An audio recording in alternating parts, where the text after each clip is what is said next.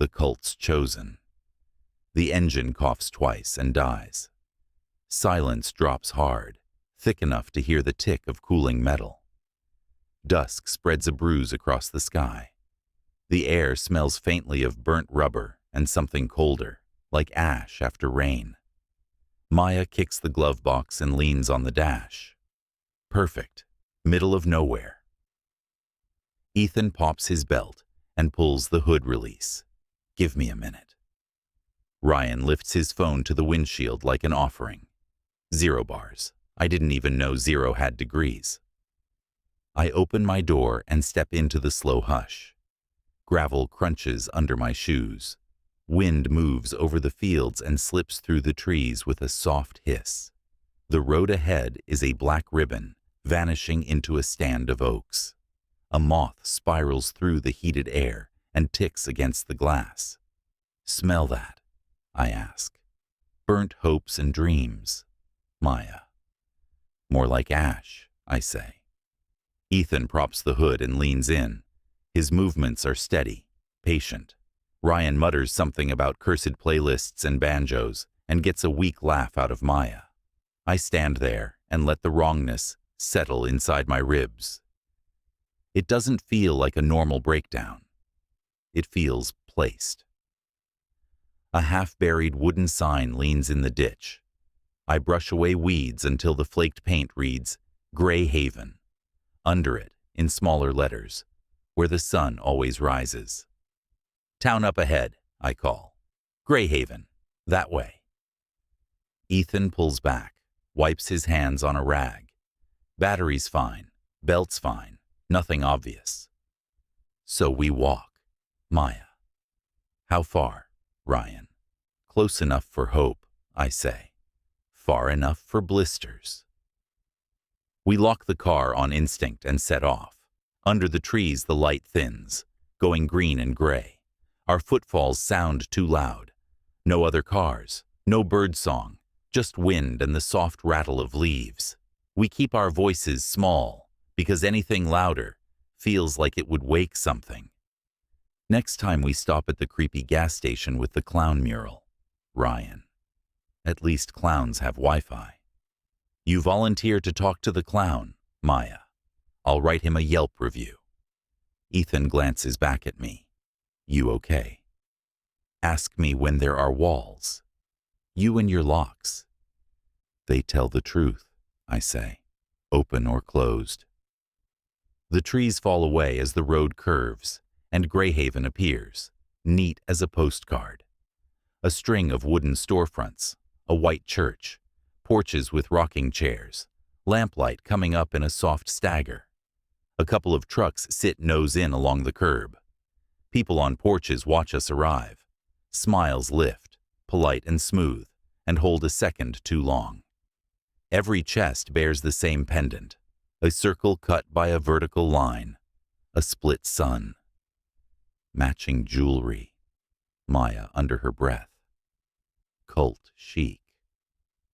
A small bell rings somewhere far away, not church deep. A clear handbell note that hangs in the air and threads the spaces between the houses. We head for the first open door, with light inside. Sutter's General. The man at the counter looks up as the bell over the door jingles and smiles like he recognizes us. He's in rolled sleeves, hair the color of straw, a sunburned stripe across his nose.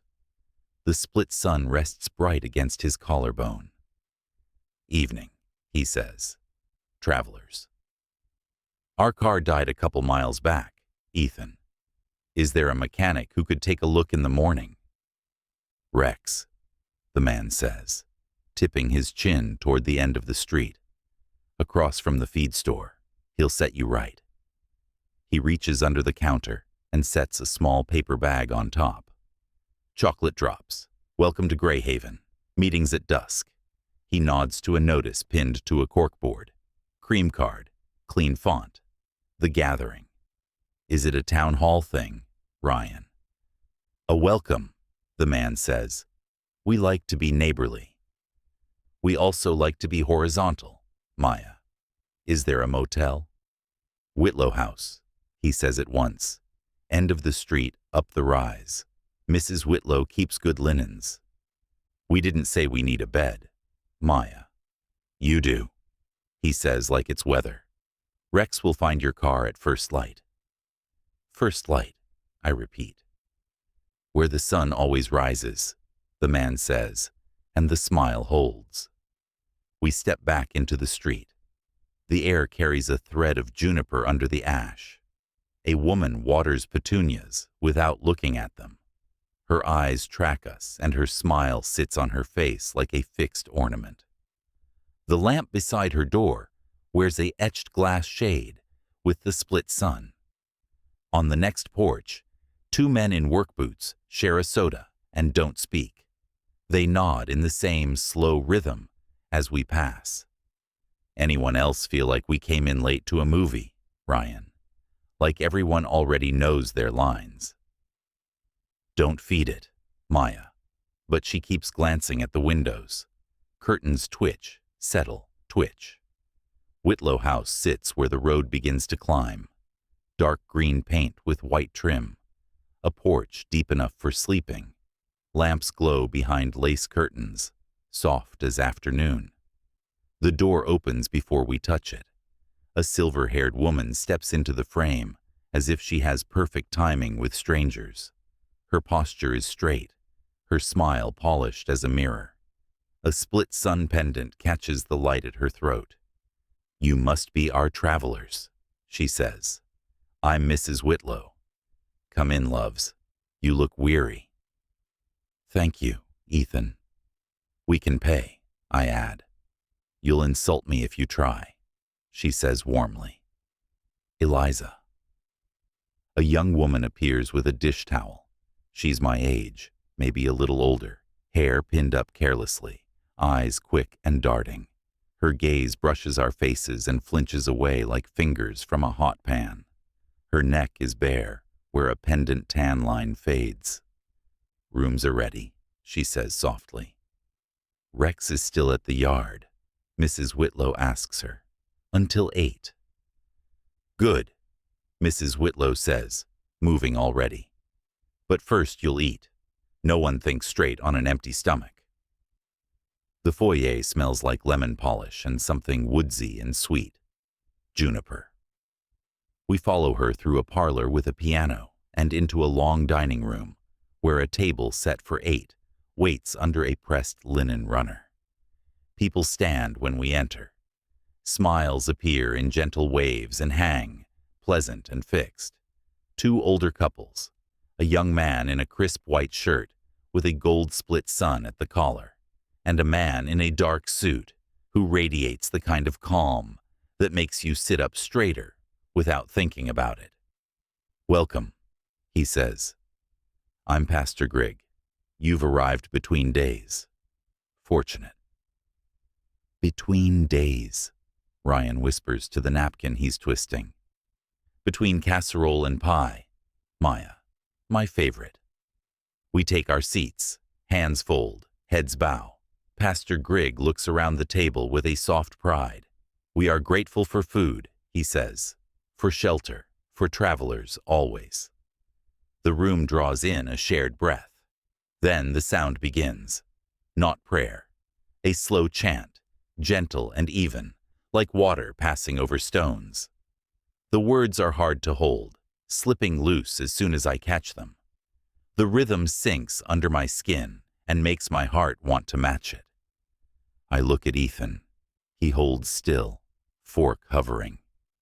Maya raises her eyebrows and lifts her glass like she's toasting the room. Ryan watches the clock above the sideboard like it might blink. The chant folds into silence on a perfect beat. Grigg opens his eyes and smiles wider. Eat, he says. There's time for everything. The food is good, which makes me feel more exposed. Buttery dill, flaked fish, bright peas, warm bread. I keep chasing that woodsy note until I realize it's the same juniper that hums through the house. Eliza appears and disappears with extra plates, eyes finding mine for half a second each time, like she's counting something. On her third pass, She sets a small ceramic cup near my elbow. Steam curls from amber tea. She leans to adjust a spoon that doesn't need it, voice a breath against my ear. Don't drink the tea. I keep my face still and stare at the cup. Maya reaches for hers. I nudge her wrist. Careful, hot. She gives me a look but leaves it. Ryan clears his throat. So, is the gathering like bingo night? A welcome, Pastor Griggs says. You'll find Greyhaven believes in welcomes. Rex can tow our car in the morning, Ethan. Rex will have you ready, Griggs says, and the way ready sits in his mouth makes me think of a room before someone turns the lights on. Conversation slides along easy grooves, crops, rain. First light, which sounds like a holiday the way they say it. Now and then someone glances at the clock. The minute hand feels slow by design. Whenever the tea tray comes close, I push my glass of water into the space where a cup might land. Eliza's gaze flicks to the gap and then to my face. A tiny nod, so small I could have imagined it. After dinner, Mrs. Whitlow gives a tour like she practiced it for years. Parlor, piano, bookcases with carefully mismatched spines. Hallways, shining to honey. Lamps shaded in etched glass. Each one, a split sun. We trust our own, she says, as we pass the kitchen. Help yourselves if you need anything in the night. What about not your own, Maya? Everyone is ours in Greyhaven, Mrs. Whitlow says with a smile. She shows us rooms at the end of the hall. Ryan and Ethan across from each other. Maya and me at the far end where a window looks out over a dark slice of backyard and trees. The beds wear quilts with small, precise stitches. The floorboards speak underfoot in polite groans. Eliza hovers in the doorway like there's a sentence pushing behind her teeth, and no safe way to let it out. Her eyes flick to the hall window and back to my hands. Thank you, I say. Sleep if you can, she says. It sounds like a wish and a warning both.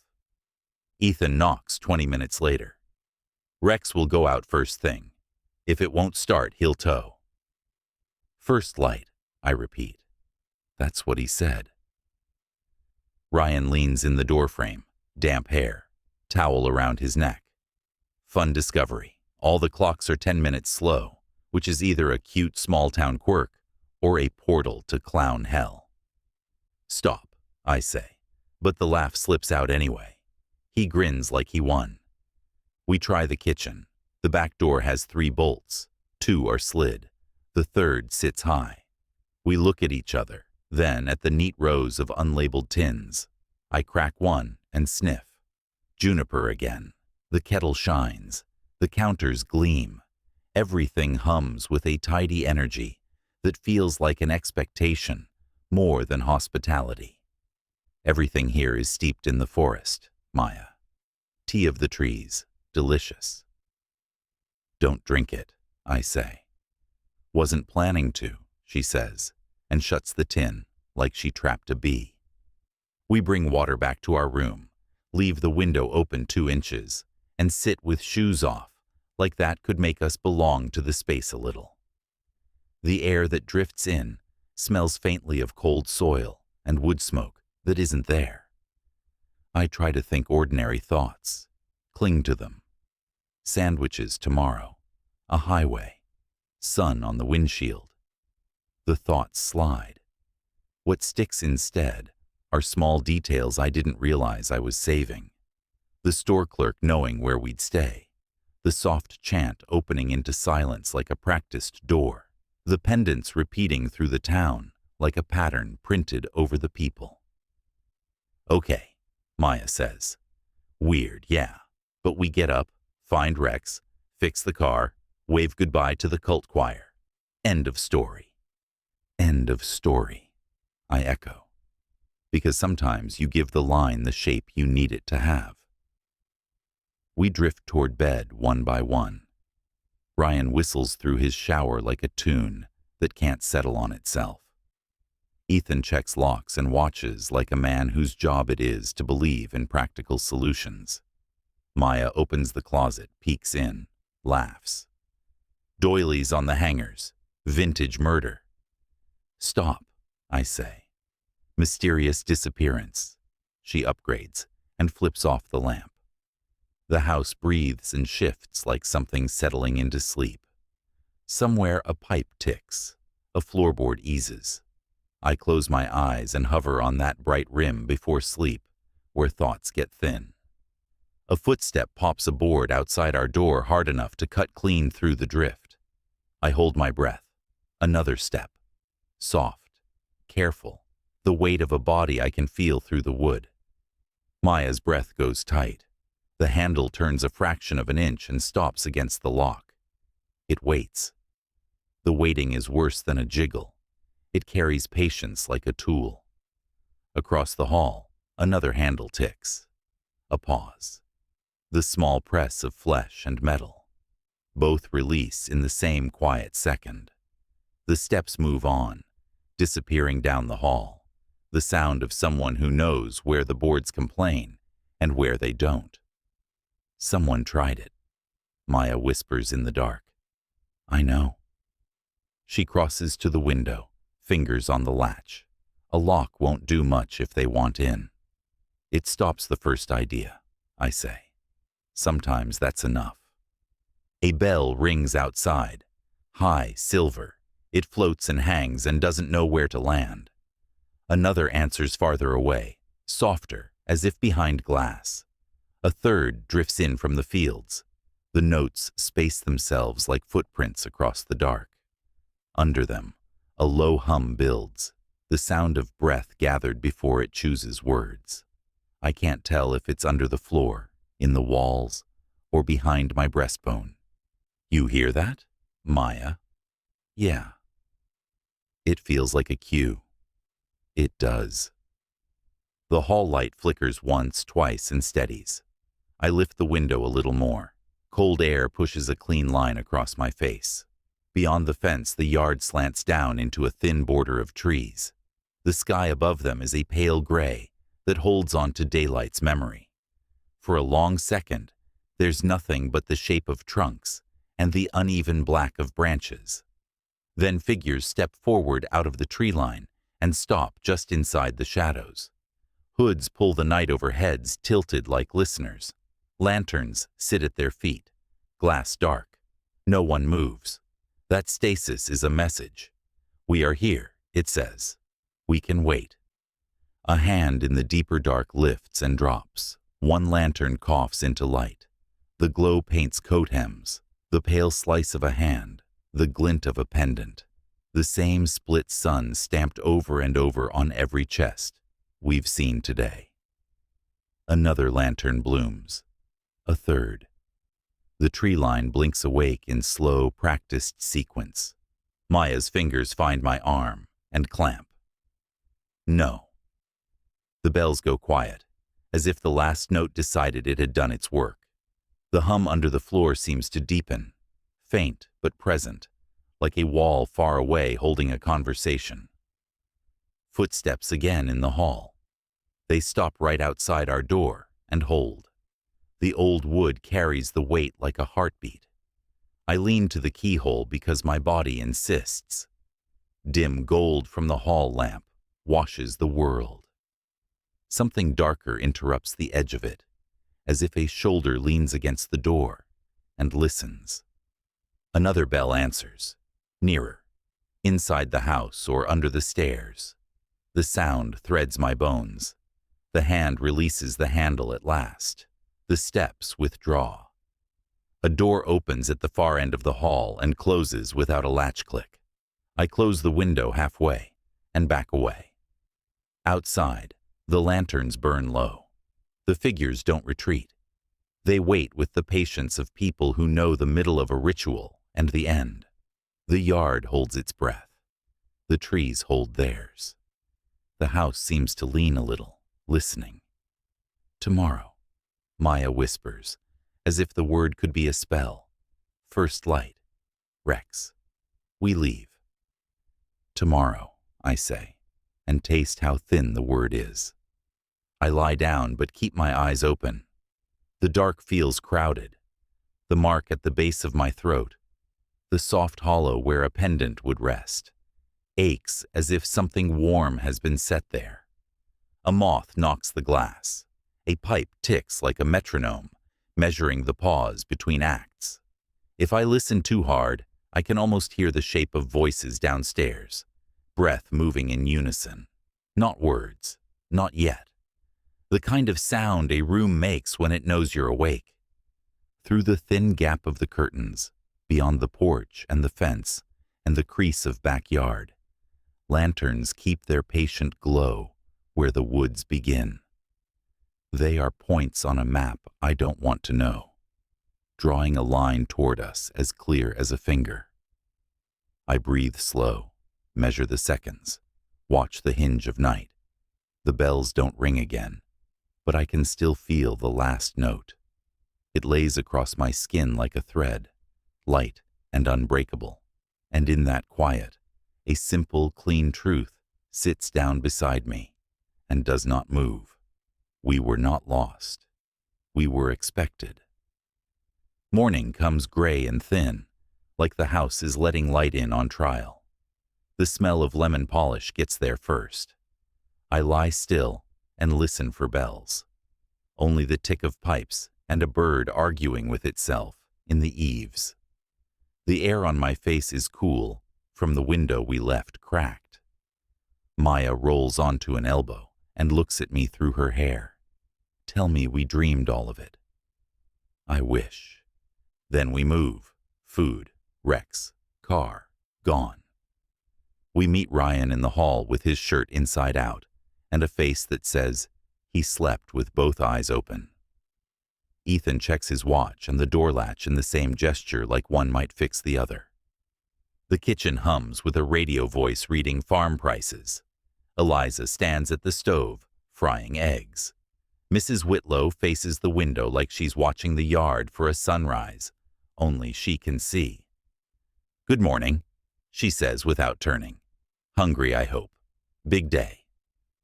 A big day, spoken like a memory. We sit. Toast, eggs, jam, sliced tomatoes, a pot of coffee that smells like mercy. Eliza puts cups down and tilts the kettle away from the burner before it can sing. Her shoulder brushes mine as she reaches for a plate. A folded napkin rides the move and lands by my hand, like it belongs there. A small pencil mark in the corner, quick and light. A circle cut by a straight line. Rex already went out, she says to the counter. He has our car, Ethan asks. He will, she says. First light runs long here. Mrs. Whitlow places jam in front of Ryan with a fond smile. Strawberry. I remember what boys your age like.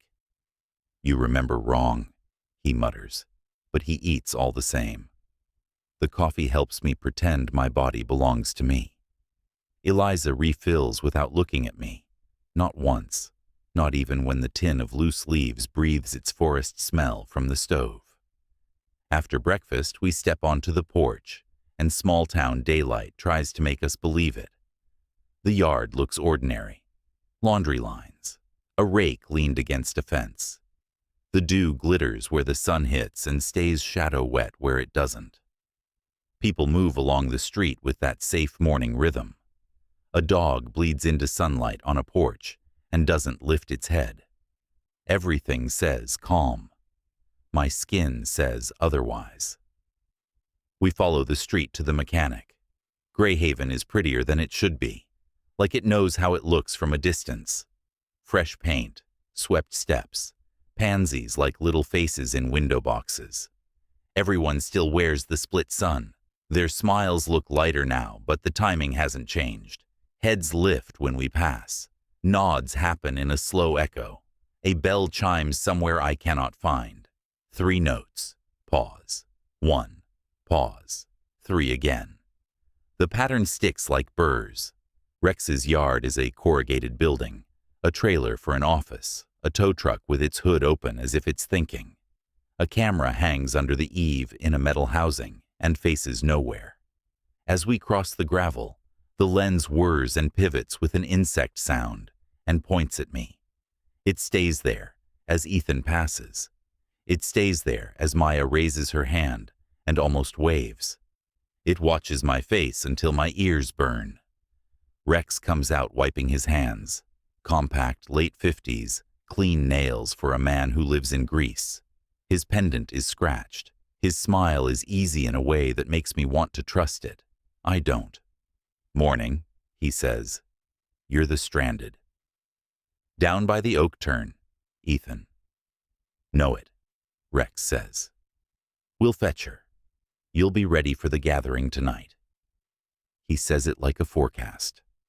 The word drops between us and sits. Maya's jaw tightens. Ryan watches a bolt on the tow rig like he's reading poetry. "We only need the car running," Ethan says. "We've got a long drive." "Of course," Rex says lightly. "That's what ready means." He goes into the office and the camera tracks the back of my head again like a hand that can't resist. Through the window, I see him bend over a clipboard. He brings out a receipt with our names already printed at the top, spelled right. He hands it to Ethan, and when my fingers graze the edge, a warm shock jumps into my skin like a memory I can't place. "How do you know our names?" I ask. "Mrs. Whitlow called," he says. "We'll have your car by an hour. Might be the line, might be the feed. We'll make it right by dusk." He tucks the receipt into Ethan's palm and pats once like a blessing. "There's pie after. You'll like the pecan." "We should pay a deposit," Ethan says. "Cash ready." Rex shakes his head. "We don't do that with our own." "We're not yours," Maya says. He looks at her like he found a coin under the sofa. "You are while you're here." He smiles broader, and somehow that feels like a smaller space than a frown would. We drift, because standing still makes us look like we remember how to run. At the library annex, a display case holds old clippings. I can't read through glass, and a photograph of a crowd under a banner, with a split sun in a wreath. Pastor Grigg stands at the edge of that picture. Younger, same eyes, same smile, like a seal you press on wax. My stomach drops for no reasonable reason. We go to Sutter's for bottled water, because ordinary objects help. The clerk lifts a hand in greeting without stopping his stare. He slips something into Ryan's bag as the register drawer slides. Outside, Ryan checks and pulls out a cream card. The gathering, tonight. Welcome to our travelers. In darker ink under that, a hand has written, "Guests of honor." "Absolutely not," Maya says, and flicks the card back into the bag. We keep walking. A girl draws chalk circles on the sidewalk and smears them with her heel. 2 men sit 3 feet apart and watch a town truck slide by. The mirror throws a knife of sunlight at my eyes. Bells ring. 3. Pause. 1. 3. Across the street, a window curtain breathes and goes still. Back at Whitlow House, the foyer smells like lemon and baking. No one at the front desk. A ledger sits on a stand like a prop in an old play, a fountain pen laid across it like a finger pointing at nothing. I tell myself not to touch it, and then I am touching it. The paper has that old smooth feel that makes you want to lay your palm flat. Neat boxes frame each entry, names, towns, number of nights. The columns march along in perfect order until they don't. Halfway down a page from 10 years ago, a thin red line crosses through a name, and a word sits at the edge in a smaller, different hand. Honored. It shows up again and again. Sometimes a pair crossed through together, sometimes a single, slashed so straight it had to be done with a ruler. I turn a page and a section is gone. Not torn in anger, cut clean near the spine. The pages around it lean toward the absence, like teeth settling into a gap. Footsteps in the hall. I close the ledger and step back fast enough to make the stand creak. Eliza comes around the corner with a stack of folded sheets and stops, like she didn't plan for me to be here, and isn't surprised either. For a second, I see the skin under her practiced face. Not fear. The tiredness that comes from rehearsing fear. "You shouldn't look," she says. "I wanted to know how long people stay." She sets the stack down carefully enough to hide her shaking hands. Long enough. Not long at all. Both can be true. What is honored? Pretty word, she says. Covers a lot of ugly. Her eyes slide to my pocket like she can see the napkin through the fabric. Words are good at that. Before I can ask anything else, a new presence changes the air.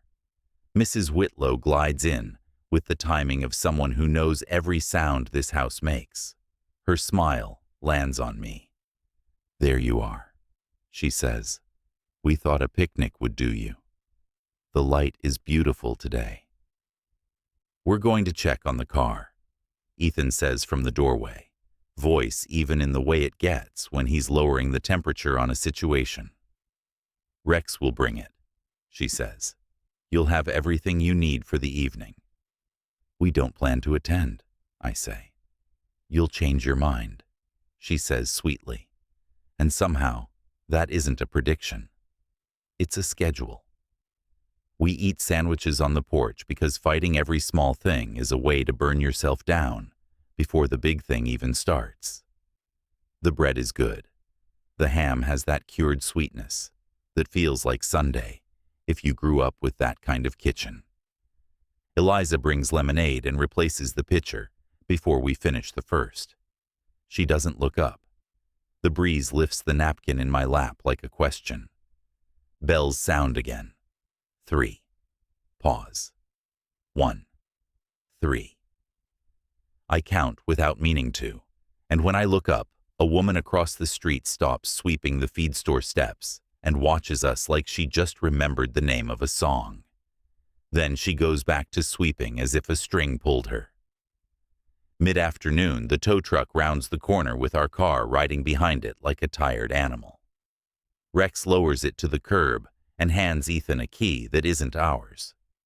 "Battery sulked," he says. "She's in a better mood now." Ethan turns the ignition. The engine catches. The relief should be clean. It isn't. "You'll be ready tonight," Rex says again to all of us, but his eyes find me and hold. "We may head out," I say. "Greyhaven would miss you," he says. His smile shows no teeth, and the pendant at his throat winks like a coin in a well. We load the trunk to make leaving real. My bag looks like it belongs to someone who still believes a plan equals an outcome. The sun slides behind the trees, turns the porch steps gold, and the grass that other kind of green that only happens before dusk. The town shifts. People move in the same direction without being told. Lamps click on behind curtains. The air carries a thread of smoke from nowhere. We go inside because refusing dinner feels like drawing a weapon we haven't learned how to use. The table is set for 8. Same plates, same arrangement. Either a ritual or a joke, and I don't know which one would be worse. Pastor Grigg stands at the head with his hands loose, like a salesman at a home show. He beams when he sees us. "Welcome again," he says. "Glad you stayed." "We'll be leaving after," Maya says, lighting her match. He looks at her with a long, smooth patience that would be kindness if it didn't feel like measuring. "Eat," he says warmly. "You'll want your strength for the evening." "What is the evening?" Ryan asks. "A welcome," he says. "We like to be neighborly." He folds his hands. The room breathes with him. The chant rises, softer tonight, heavier with shape. The words come clear. It is an honor to be chosen. The last syllable hangs, waits, dissolves. The room returns to forks and napkins, like nothing happened. which is how you hide the fact that something did. What does that mean? Maya asks. She doesn't whisper. Hospitality, Mrs. Whitlow says smoothly. Selection, the young man in the white shirt murmurs at the same time, almost tender. Pastor Griggs' smile flickers before he pastes it tight again. Selection for what? Ethan asks. For first light, the young man says, then drops his gaze like that was a private thought he said out loud. Griggs' eyes rest on Maya again. He doesn't frown. He removes permission like a hand taking back a coin. Eliza comes in with a platter and steps between the look and us without making a show of it. She sets the dish down, and the sleeve of her sweater slides enough to show a pale smudge at her wrist. A tiny split sun drawn in chalk, half rubbed away. The food has the same flavors, with a new insistence. The juniper note is stronger, like the house is seasoning us too. I keep my teacup behind the sugar bowl and lift my water. Eliza marks the move with a breath you wouldn't notice if you weren't looking for it. Talk bubbles about rain and a couple that left and came back because this place knows how to sing for its own. The clock clicks and then clicks again, like time tried a step and decided to take it later. After dessert, the house holds itself in a poised way, like a singer at the end of a note before the next breath. We stall in the hall, checking our useless phones, pretending to read a framed landscape painting that would fit in any motel room from here to a coast. Eliza moves past with a folded sheet and bumps my shoulder on purpose. Her voice is thinner than paper. Don't drink anything else, she says. Don't answer if they call your name. How do we get out? I ask. There are ways, she says, and looks at the back stairs like an arrow. We go to our room and close the door. The hall light draws a bright wedge under it. Footsteps pass with the certainty of people who know exactly where the boards complain. I sit on the edge of the bed and stare at the wood grain. Movement whispers under the door and stops. Something slides in. I don't touch it right away. A cream card, heavy stock, clean edges, untroubled font. Guests of honor, 4. The gathering, clothing provided. My name in blue ink at the bottom, in the exact quick curl my hand makes when I don't think about it. I open the door fast. The hall stands empty, light, polite, and steady. Far down, a door eases shut like a breath held and released. Eliza crosses the landing with a bundle and does not look up. Ryan knocks and holds up his card. Ethan comes seconds later with his. Maya doesn't hold hers at all. She leaves it on the rug and nudges it with her shoe like it might bite. This is not a metaphor, Ryan says. This is not a joke. It's a signal, Ethan says. We don't have to answer.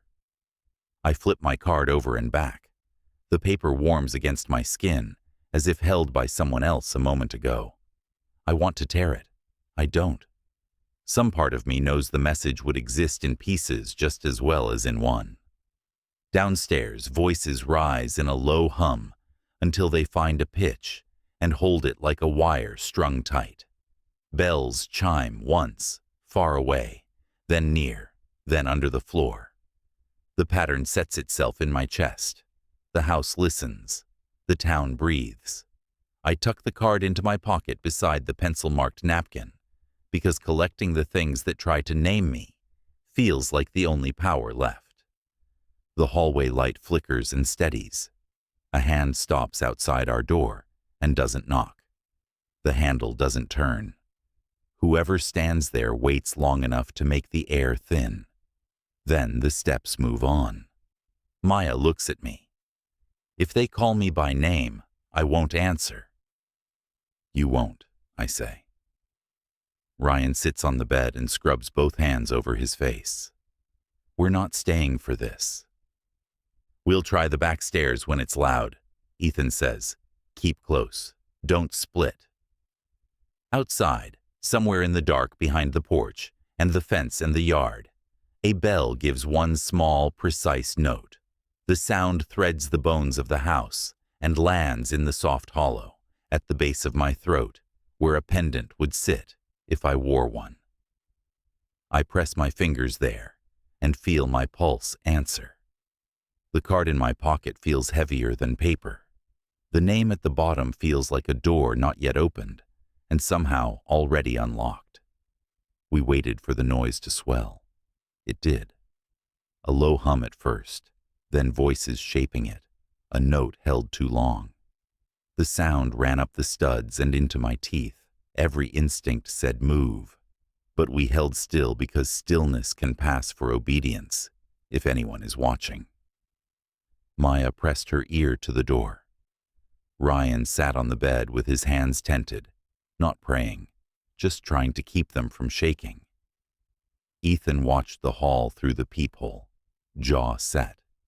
When the hum dipped, Ethan eased the latch. The hall lay empty, the light steady.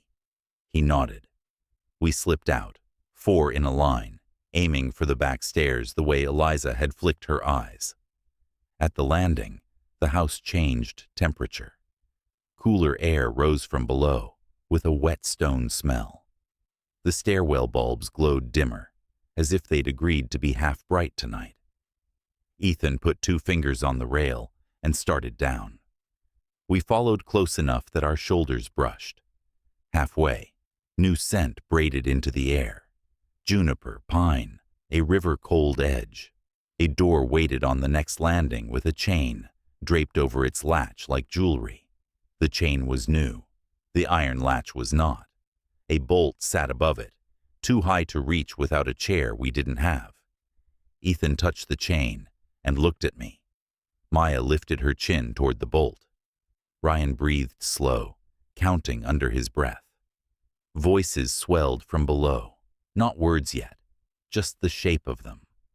A soft footfall crossed behind the closed door, the rustle of fabric, the chain giving a small, polite tremor. We went back up. At the top, the hum from the front rooms rose and thinned, pulsed like a living thing. We slid along the hall toward our door and froze when a figure turned the far corner. Eliza. She carried folded sheets that gave her a reason to be anywhere. She reached us and fussed the top sheet into place, which let her lean into me. Her breath barely moved the air. Not yet. When it is loud. We let her pass. She melted into light at the turn. We returned to our room because retreat sometimes looks like compliance, and compliance is cover. The invitation card in my pocket felt heavier than paper. I pressed my palm to the wood. The house breathed through it. Downstairs, chairs scraped in unison. Feet found cadence. A thin bell threaded the voices and caught at the base of my throat. We eased the window open an inch. Night slid in cool and damp, carrying cut grass and smoke with no source. The yard was a darker square inside street lamp glow. Beyond the fence, the trees leaned like a crowd. Lanterns blinked to life along the line as if raised on a cue. First glow painted air. Second caught coat hems. Third found the bright oval of a pendant. Maya's eyes didn't leave the trees. If they call my name, I won't answer. You won't. Ryan shifted like a runner in blocks. This is reverse Christmas. Everyone waits for the night, and then it climbs in the window. Ethan measured the drop with his eyes. We're second floor. If it comes to it, we can make it. Not a plan, a fallback. The chant reached us through glass, both far and underfoot, like river water pushing past a piling. English wrapped in something older or only rhythm, I couldn't tell. The radio in the kitchen clicked off. The house held its breath and then let it out in time with the swell below. A door opened and closed somewhere, soft as cloth. Ethan nodded toward the hall. Now, but only with your eyes. We listened at our door. The floor talked beneath us, polite groans from wood that knew who walked it. When the voices crested, we slipped out. The hall made a river of light. At the back stairs, the chain still lay across the latch, but hung looser, like someone had lifted it and set it back wrong. Ethan touched it. It slid. He gave me a look that said the ground had changed. We went down. The lower door stood closed but unbolted. Cool air hit our faces like a wet hand. The steps to the kitchen were wide and shallow, built for trays. The room glowed soft gold from lights that didn't look bright enough to make that much glow. The back door had 3 bolts. 2 slid, 1 high. Last night, we'd seen it. Tonight, a chair waited beside it, angled like an accident. Eliza. She'd left a hint that looked like nothing. Ethan drew the chair under the bolt and stood. The metal slid with a reluctant thud. He set the chair back precisely where it had been. Maya pressed her ear to the door. Nothing but air and the breath of the yard. Ryan turned the knob slow.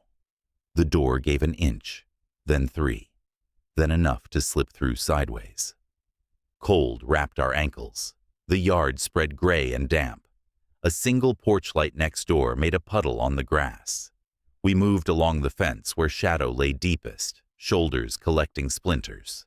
The chant was louder outside, big and thin at once, a choir in a gym. At the corner hedge, Ethan peered through. The street sat quiet. Cars lined up neat. Our car 2 houses down, where Rex had parked it. The key in Ethan's pocket felt like a talisman. My heart kicked once, brightening the night. "We can do this," Ryan whispered. A figure stepped into the streetlight by our car, like the light called him, hooded. Then the hood fell back for a second of yellow. Pastor Grigg, calm as a photograph. He didn't look toward us. He looked at the house and tipped his lantern once.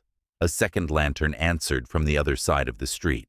A third lit at the corner. The block became a net underwater. Maya's breath snagged. Of course. We sank back into hedge shadow. The chant slid like a coin across a table. Ethan breathed in, out. Not this point. Not yet. We retreated along the fence to the deep dark by the kitchen window. We listened. The street emptied again on some silent signal.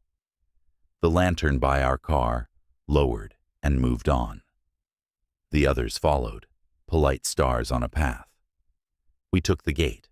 Ryan lifted the latch and caught it with his thumb so it wouldn't click. We slipped into the narrow run between garages. Oil, damp wood, dust. The dark here felt ordinary, in a way that hurt. We paused at the sidewalk. The chant shifted, either closer or clearer. We crossed fast. At the car, Ethan slid the key in. The lock turned. He let out a breath like surfacing. He started for the trunk to grab the bags. Wait. Eliza stood in the dark between us and the porch steps, as if the night made her. No lamp, no pendant. Her hands empty, where anyone could see them. "Not now," she whispered. "They are counting." Counting what? Heads in windows, lanterns, steps. Her eyes moved across us fast. "If they call you by name, do not answer. Do not drink what they hand you. If you hear a bell alone, do not move." "When?" Ethan asked. "When the bells argue." She looked up, like the sky held a clock, and then stepped back and let the dark take her. We pulled our hands off the car like it burned. Every part of me wanted my bag. I left it. We took ourselves back through the hedge and the gate and along the boards. The kitchen door accepted us like it had never opened. Up the stairs, into the hall, into our room, lock, backs on the wood. We listened. The chant rolled on, steady, unbothered by our small motion. Then, far off, a bell answered with a wrong tone.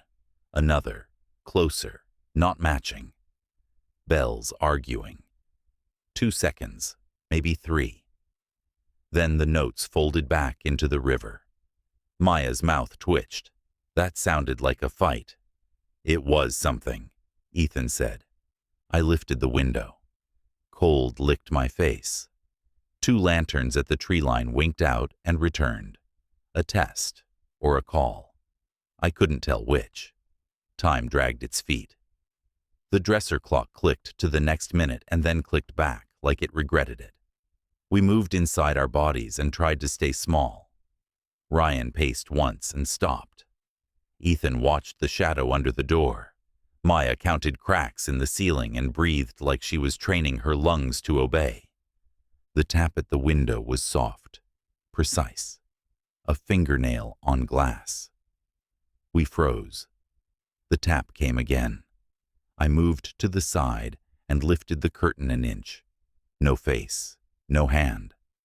Someone had threaded a chain through the latch. At the end of it hung a pendant. Split sun. It caught the room's light and cradled it. I slid the window up 2 fingers and reached. The pendant touched my skin and was warm, as if just passed from palm to palm. Behind me, the hallway lights flickered in tandem. Downstairs, voices drew themselves into a single word with practiced grace and sent it up the throat of the house. Welcome. I eased the window down and opened my hand. The pendant sat in my palm like a coin the world wanted. I set it on the sill. The chain pooled like a thin snake and stilled. A bell rang once at the far edge of town. Another answered near the church.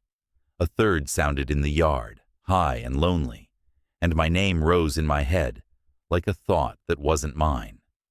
I did not say it. I did not move. My heart kicked the bars of my ribs. The chant deepened. The house leaned. The metal on the sill refused to cool, holding its small heat like a promise. In the quiet between 2 breaths, a door with no hinges opened inside the part of me that keeps lists and locks, and once open, it would not close. It hit me then. We hadn't been stranded. We'd been summoned. Morning slides in like the house is choosing to allow it. I listen before I move. No bells at first, just pipes ticking and the faint scrape of a branch on glass. The lemon polish smell gets there ahead of the light, and under it the forest note that won't leave us alone. Juniper, like the walls, steeped themselves overnight. Maya throws an arm over her eyes. Tell me we imagined the bells. I heard them too. Then rule 1, she says, up on an elbow. We don't wait for whatever that was to repeat. Ryan's door opens across the hall with a careful inch, and then all the way. His hair is a lost cause. Time did that click forward, click back thing again. If the clocks keep gaslighting me, I'm suing a sundial. Ethan steps out already in boots, jaw shadow like a bruise. We eat, we go. If we don't show our faces, they'll start asking where the show went. They already asked, Maya mutters, tugging on her hoodie, with their hands on our door handles. I slide my hand to the back of the drawer and touch the split sun pendant I hid under t-shirts. Cool metal, a memory of heat from last night, clinging to it like it never cooled. I don't pull it out. I close the drawer like I'm shutting a mouth. Downstairs, the radio is reading farm prices as if we care. Eliza is at the stove, precise movements, steady face. Mrs. Whitlow stands at the window with a dish towel folded like a sash. She smiles at the glass, then at us. Good morning. Hungry, I hope. You'll want your strength. For what? Ryan asks, then reaches for toast, like the question wasn't his. For a full day, she says, setting plates with practiced grace. Your car will be ready when you need it. We need it now, Ethan tells the eggs. You'll find Greyhaven very helpful. She pats his sleeve. Eliza, more coffee. Eliza moves near me with the pot. Her shoulder brushes mine, Juniper strong for a heartbeat. She doesn't look up. She places a folded napkin by my plate, corner turned twice like a small flag. Maya reaches for the kettle. I catch her wrist. Skip the tea. Skip the tea forever, she says, and nudges it away. We eat because bodies don't care about atmospheres. Toast, eggs, jam. Coffee that tastes like a decision. Eliza refills without letting the kettle sing. The house feels tuned, waiting for a first note. Pastor Grigg appears in the doorway without sound. That brochure calm face, the smile that feels like a shape he wears. Rested? He asks the room, gaze landing on mine like a leaf touching water. We've had worse, Maya says. All temporary, he says. You'll find your rhythm before first light. What's first light? Ryan asks. A welcome. His mouth pulls the word like it's attached to a string. A Thanksgiving. Does your welcome have a mechanic? Ethan asks, tone even. We're blessed with practical men. Grigg's eyes move on. Everything arrives when it should. He taps the door frame with 2 fingers on his way out, casual and ceremonial at once. We finish, because finishing is normal. When we stand, Mrs. Whitlow is there, with a packed paper sack. Rex will be glad to see you. Tell him I sent you. We'll pay him, Ethan says. No need. We don't fuss about such things here. Where I'm from, mechanics like money, Maya says to the table. We have our own forms of payment, she answers, pleasant as a hymn. Eliza follows us to the foyer with a towel over one arm. She reaches for a hook and whispers without moving her lips. Don't split up. We won't, I breathe. Her eyes flick to the turned napkin corner on my plate. I slide it into my pocket, and we step onto the porch. Greyhaven in daylight looks too good. Paint that never peels, stoops that never stain, a dog sleeping on cue. People sweep in tidy strokes and pretend not to watch. Every chest wears the split sun like a badge. The air carries a ghost of wood smoke without a source. A bell chimes somewhere, and the note hangs on an invisible wire. Showroom town, Ryan says. Please do not touch the exhibits. Keep moving, Ethan murmurs. We pass a hardware window arranged like a museum. Lantern wicks, mason jars, a cross-cut saw polished to shy shine. Inside, a woman counts nails into a paper bag one by one, looks up, and smiles a smile that doesn't falter when we don't stop. At the corner, kids bounce a rubber ball. Pendants on all their throats, scaled small. The ball stops when they see us. One girl whispers chosen, soft, like she found a spell in a book. An older woman claps once. The kids jump and resume, but their hands never let the ball get far. Maya's mouth is a hard line. I hate this place. We're leaving, Ethan says. Hold it together an hour. Rex's yard sits behind a sun-faded sign and a trailer office. The gate stands open. A tow truck idles somewhere mild as cattle. Above the office window, a camera housing points nowhere. As we step onto the gravel, the lens wakes with a small insect whir and turns to me. Love that for you, Ryan murmurs. The trailer door scrapes open. Rex comes down the bent stairs, wiping his hands. Compact, late 50s, energy coiled tight. His pendant is scuffed to dull brass. He takes us in with eyes that try to be quick and fail. They linger. You're Mrs. Whitlow's travelers, he says. Car by the oak turn. That's us, Ethan answers. Battery or feed? Could be both, Rex says, nodding as if he approves of agreements with himself. We'll hook her. There's a part she might want. Not here yet. It'll ride in with freight before the gathering. Before the what? Maya asks. Gathering. He says it like he's telling us rain is likely. You'll want to be ready. We want to be gone, I say. He gives me the look you give someone asking a recipe 2 steps too early. We'll make her right. Tow now. Tweak the feed. You'll be set by dusk. I can pay a deposit, Ethan offers, cash already out. Rex lifts a palm. The old scars shine. We don't fuss with that while folks are our own. We're not, Maya says. You are while you're here. He says it with no heat, town motto and fact.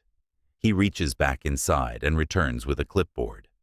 Our names sit at the top of the carbon slip, spelled right.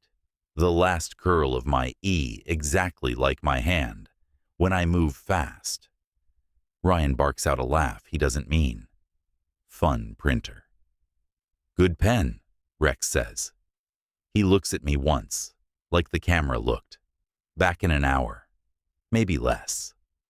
The hook knocks once against the bumper as the truck eases out, a hollow bell with an aftertaste. The camera stays on me until the truck turns the corner. Walk, Ethan says softly, eyes forward. We cut through the square, picture-perfect center, white church like a cake, maple shedding leaves on cue, notice board full of clean cream cards. I look for a bell tower and don't find one. A bell rings anyway. 3 notes. Pause. 1. Pause. 3. People stop in matching micro-motions. Heads bow at the same angle. Lips move together like someone set the metronome to their breathing. We stand like sore thumbs. The ritual ends on a shared breath. Work resumes with a soft unison. Second weirdest thing today, Ryan says. What's first? Maya asks.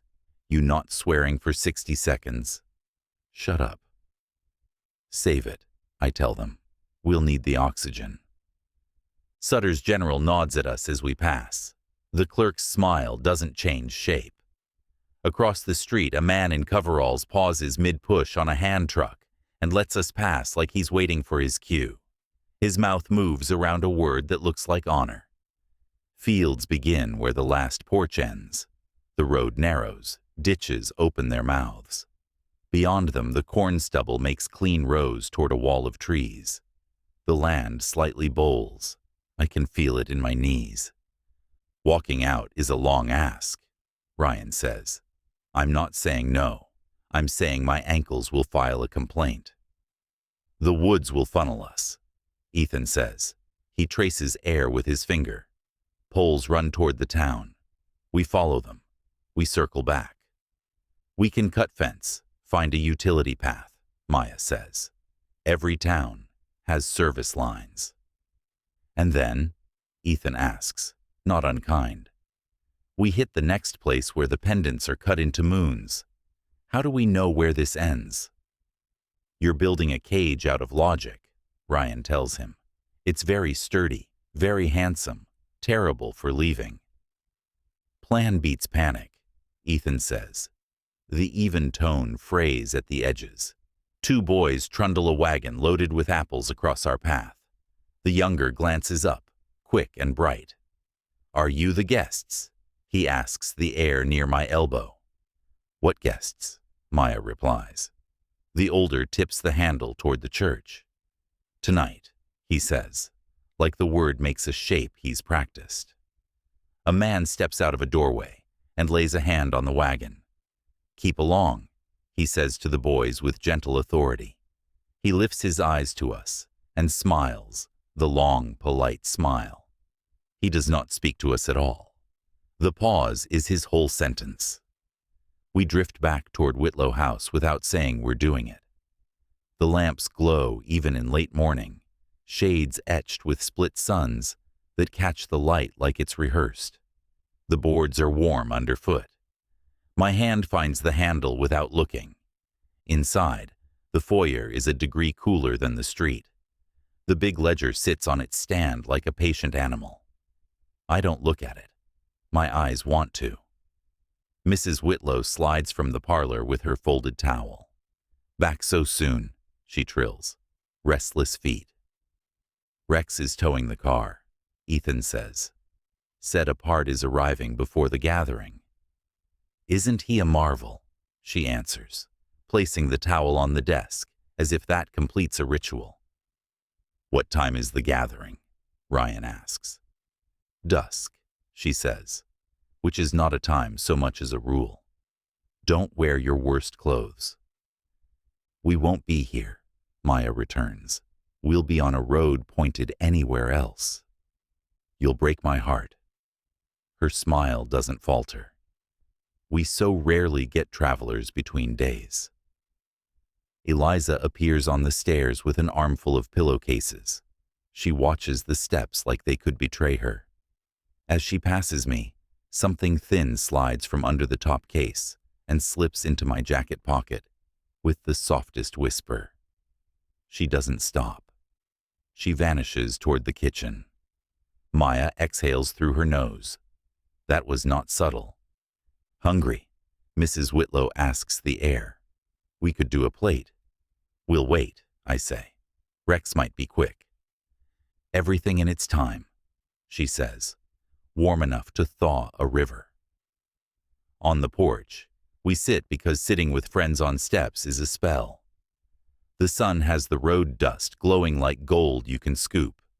The breeze smells like cut grass and water and something metallic deep in the town's throat. I slide the paper from my pocket without making a show. Pencil on cheap cream. Do not drink. Do not eat. Pretend to pray. Ryan lowers his voice. So we're fasting and faking.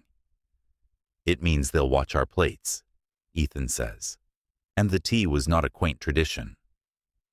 Maya studies the words. They want us playing along. They need an audience, I say, or witnesses. She flinches at the word. Stop. I fold the paper small again and tuck it back. Across the street, a shape moves behind a curtain and stops at the same place as yesterday. A truck rolls past, slow enough to make eye contact. The driver's face is a blank wedge under a cap. Bells ring their pattern again. 3. Pause. 1. 3. People adjust themselves like the notes hit joints. Walk away now, Ryan says quietly. And we're the idiots who wandered into the only town in the county with the world's longest cul-de-sac. We leave when the car arrives, Ethan says, while they think we're staying, not while they're counting. Counting what? Maya asks. Us, he says. Head shapes in windows, steps, lanterns, whatever they measure to make the night fit right. I look at the trees at the end of the street. They form a clean line like a stage curtain. We don't split, not for anything. Copy, Ryan says, dry. No solo bathroom quests, no heroic ice runs. Pretend to pray, Maya says, and the words sound sour in her mouth. Pretend to breathe, I answer, real breathing later. The hour stretches, taffy pulled slow. A bell rings once from nowhere and tags my ribs. Another answers higher. People move with a shared patience. The porch boards warm my palms. Somewhere a screen door pops. Somewhere a latch clicks. The town inhales, exhales, like it's practicing for tonight. We fall quiet, all of us facing the road we'll take as soon as a man with a scratched pendant brings a car that may or may not be ours. And the truth settles in, like a weight we already knew how to carry. This place is a trap built to look like a welcome, and the only way out is together, fast, before the next bell decides what we are.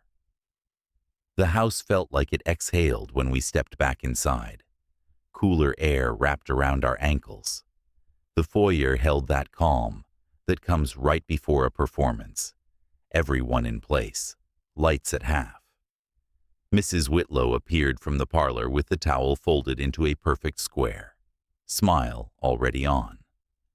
Back in good time. You must be tired. Rest a little before the day runs away. We're waiting on Rex, Ethan said.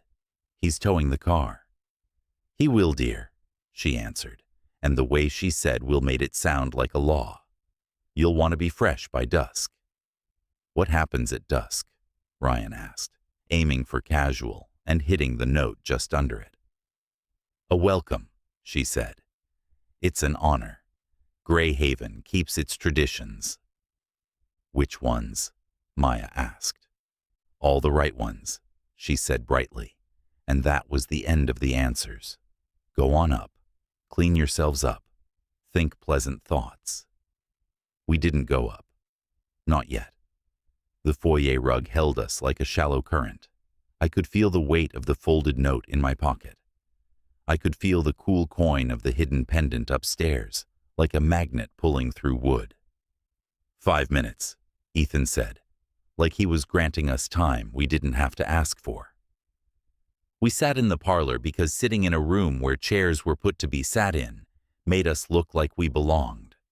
The piano along the wall wore a lace runner. Hymnals on the shelf gave off the old paper smell that always made me think of school libraries and whispered rules. The light coming through the lace curtains turned the dust into slow, drifting thought. Eliza passed the doorway with a basket of folded napkins, eyes on the floorboards, like they might tell her where to step. She crossed to a side table near me and set the basket down too carefully. A napkin corner lifted in the non-existent breeze and fell into my open bag like a leaf. She ghosted the table a second longer as if fixing a placemat, and then moved on. When she was gone, I slid my hand into the bag. Folded paper, warm from her skin. I opened it under cover of my knee. Do not drink. Do not eat. Pretend to pray. The same message, the pencil darker this time, the last line underlined twice hard enough to dent the sheet. More of the same, I murmured. Let me see, Maya said without moving her mouth. She glanced, snorted quietly. Theater kids. She wants us alive, Ethan said. I'll take theater over poison. Ryan leaned in. Pretend to pray is my church brand anyway. Careful, I said. This place will hand you a membership card if you joke near the desk. We left the bags and the room because sitting too long felt like letting ivy climb us. Outside, the air had picked up a sweetness like cut hay. The sky wore a thin film, white over blue, like someone dragged a fingertip across wet paint. We walked without saying where. Like we were following a line the town laid down for us overnight. Greyhaven turned its face toward us, the smiling one. Windows with clean glass, porches with chairs set at equal angles, a little free library shaped like a miniature house, its door propped with a pebble, a cart of gourds, and a neat hand-painted sign for suggested donations. Every person we passed wore the split sun. If I blurred my eyes, it looked like the town shared a heartbeat. We drifted toward the square again, because the square was the center the town wanted us to believe in. The notice board held its cream cards, crisp edges, not a single corner lifting from the pins. A flyer with a wreath of wheat around neat black letters read Harvest Thanks, and the date in small type below it was tonight. Underneath, a line in italics. Guests of honor are a gift. Gross, Maya muttered. You don't know it's us, Ryan said weakly. Guests of honor, she repeated, and didn't bother to keep her voice down.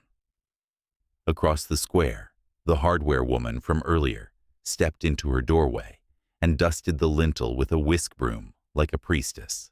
She watched us while she swept. Her smile didn't change shape. The bell rang. We all looked up at the church reflex. No tower, no visible bell. The sound came from where sound shouldn't. High and clear, then another, lower, then a third that seemed to vibrate in the backs of my teeth. 3. Pause. 1. Pause. 3. People stopped in matched tiny movements. Heads dipped, mouths moved. The air tightened around us as if the town drew a shared breath and held it. Maya stood her ground and crossed her arms. Ryan stared at the maple leaves, pretending to study veins. Ethan lowered his head a fraction, just enough to slot into the space. I stood very still and tried to look like furniture. When the last note dissolved, everyone around us lifted their heads at once in a motion so smooth it made my skin crawl. The square resumed. Brooms resumed. The cart of gourds resumed being quaint. The world pretended nothing had happened. I exhaled and felt the breath catch halfway out like a stitch. "Where is it?" Ryan whispered. "Where do they keep it?" "In their throats," Maya said. "In the walls," I said, and hated how true it felt. We walked the perimeter of the square so we wouldn't look like a knot. The library annex had a display in the window, old photographs arranged with care. Town fairs, prize pumpkins, a black and white of a wide field with a banner strung between two poles. First light. The crowd in the foreground had their backs to the camera. The figure on the makeshift platform stood in white, head bowed. The faces nearest the lens looked up with that dressed smile I was already learning to hate. In the corner of the frame, younger Pastor Grigg had the same eyes.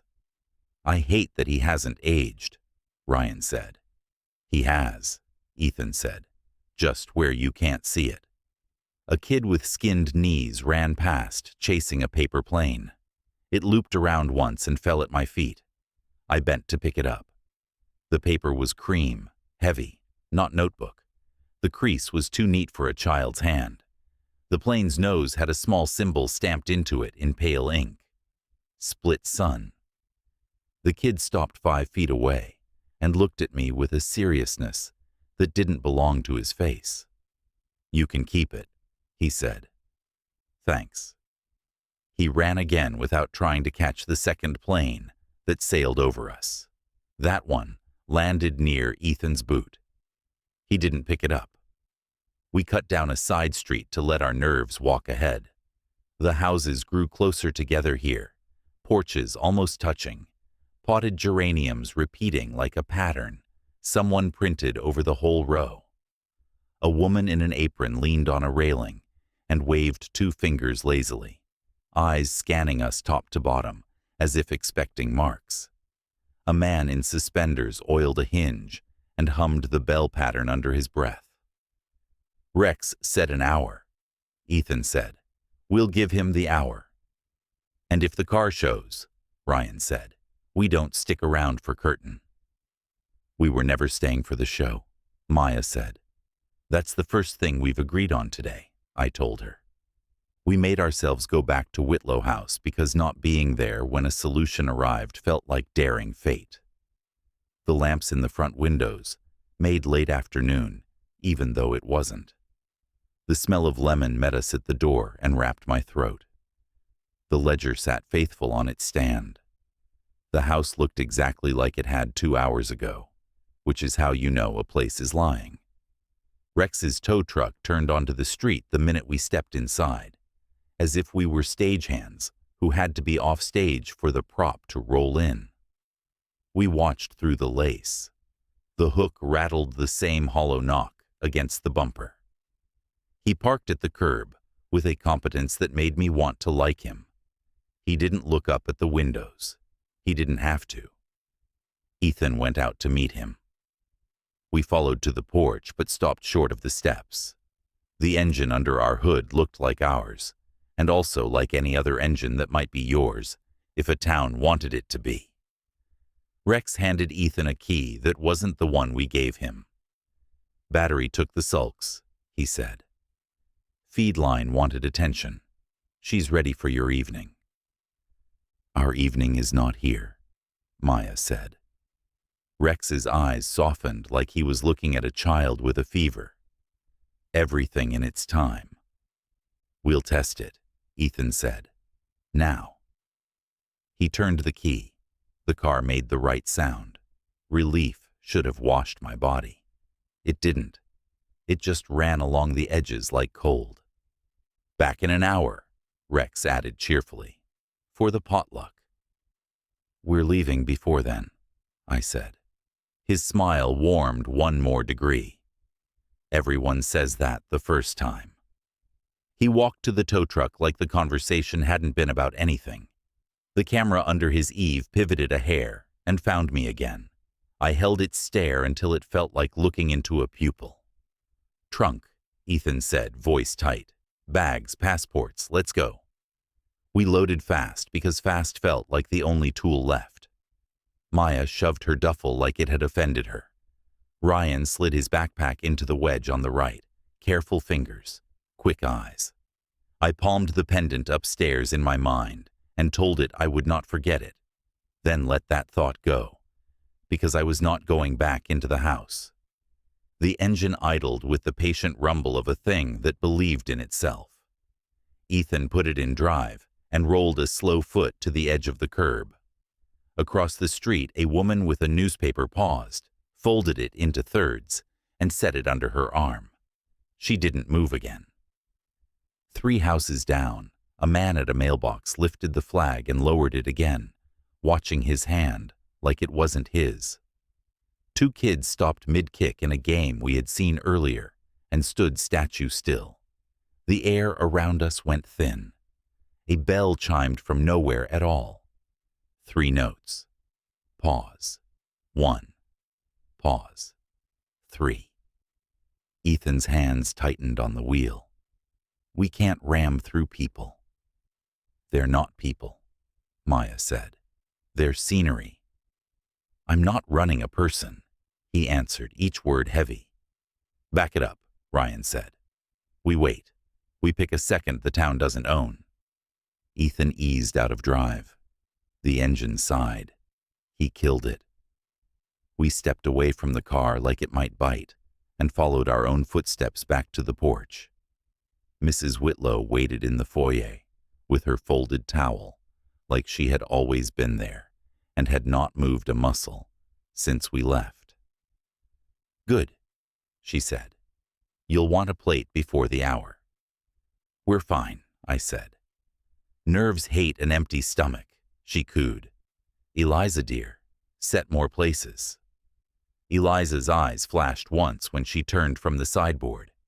If a glance could say sorry, hers did. She moved to the dining room doorway and straightened a knife that didn't need straightening. The afternoon thinned. Shadows lengthened sharp as pencil lines. We washed our faces because there wasn't anything else to do with our hands. We sat in the parlor again and tried to let chairs hold us. The clock on the mantel clicked to the next minute and then clicked again, as if it changed its mind. I could feel the house focusing itself, lens twisting, image sharpening. The hallway filled with people we had never seen come in. Gentle voices, soft laughter, a small child's shoes on wood, the hush that follows, practiced behavior. The dining room swelled with a low murmur, like a hive at rest. Mrs. Whitlow ushered us to our seats like she'd been practicing for this moment for years. The tablecloth looked freshly ironed. The plates were those, not quite white, that look better in lamplight. The seats opposite were full. The older couples from last night. The quiet young man in the crisp white shirt. 2 new faces framed by the same calm smiles. Pastor Griggs stood at the head of the table with his hands open. His eyes found mine with a kindness that landed like a hand on my shoulder in a dark room. "We are grateful," he said, and the room shifted into him like a school of fish, for food, for roofs, for travelers. The chant came up through the table legs and into my bones, slow, measured. The words slid into place with the ease of something used daily. It is an honor to be chosen. The chosen are the offering. The offering is eternal. I felt Maya stiffen beside me. Ryan pressed his knees against the underside of the table as if bracing. Ethan kept his face empty, the way he did in bad ER nights. "An honor," Pastor Grigg repeated softly, eyes on us. The last word stretched like a lullaby. "No burden, but a privilege." "Hard pass," Maya said. It landed in the room like a dropped plate. The air went still. A dozen smiles did not change, and still managed to be different in the silence. Grigg didn't blink. He tilted his head a fraction. "The sun does not favor those who mock the honor, Maya," he said gently, and hearing her name in his mouth made the floor tilt. "It empties them instead." "How empty?" she asked, voice low. "Empty enough to be filled," he answered, and it was said so sweetly that a shiver went down my arms. Eliza appeared at my left elbow with a platter. The scent of juniper rose like a hand out of the dish. She set it down, and her wrist turned just enough for me to see a pale chalk, smudge there, half rubbed away. She refilled my water glass and put her fingers on the rim for a heartbeat longer than needed. Her eyes met mine and held. The room moved around us and didn't see it. I didn't touch the tea. I passed plates. I cut bread and put it on my napkin and didn't lift it. I watched hands, watched faces. The young man in the white shirt smiled at me like we were about to share a joke and then looked down when Pastor Grigg did. The older woman to my right hummed a fragment of the chant under her breath in between bites, the way other people hum pop songs. "Eat," Mrs. Whitlow encouraged. "Don't be shy." "Saving room for pie," Ryan said lightly. "Pecan," she said, and her eyes shone at the word. The chant returned after the plates settled, softer, winding through the silverware like steam. Grigg's voice carried phrases over it like smooth rocks in a stream. "It is an honor. Witness. First light. The offering is eternal." The rhythm of it tried to catch my heart and drag it along. I sat back from it, like you sit back from a wave. Near the end, Grigg closed his eyes and breathed in deeply, a man smelling lilies. He opened them on Maya and smiled. Nothing in his face moved except that warmth, and still I felt the warning land in my stomach. "After dinner," he said in his normal voice, the way you tell a child there will be cake. "There is music." "We'll be packing," I said. "You won't want to miss your welcome," he answered. And somehow, he wasn't talking to me. The room separated slowly, gently, like a school letting out. Dishes clinked in a rhythm, chairs scraped once, whispered back. In the hall, the clocks seemed to coordinate their clicks. People moved past us with those soft, agreeable faces. Eliza slipped between bodies like smoke, wrists steady, eyes down. In the room upstairs, our door stood slightly open, the way a door in a movie stands, when it knows you're going to push it with one finger. I didn't remember leaving it like that. The hallway light drew a wedge on the floor. The room smelled faintly of lemon and juniper and a new note, something like warm paper. On the rug, near the threshold, a cream card waited. The weight of it made the corner not lift in the draft. I picked it up without turning it over, as if not seeing the front could hold off the future. Maya stood behind me with her arms folded. Ryan leaned against the doorframe like he needed it. Ethan's hand hovered at my shoulder and didn't land. I flipped the card. My full name, spelled with the exact curl I make on a fast day. Under it, in the same calm font as every sign in this town, "Tonight, the gathering begins." The paper held warmth like skin. The ink looked dry and new at once. The air inside my chest got thinner by a careful degree. "No," Maya said. "Not ours," Ryan said quickly. "We didn't RSVP." Ethan exhaled through his nose and studied the hallway, the ceiling, anywhere but the card. "We go before dark." "Before the bell," I said.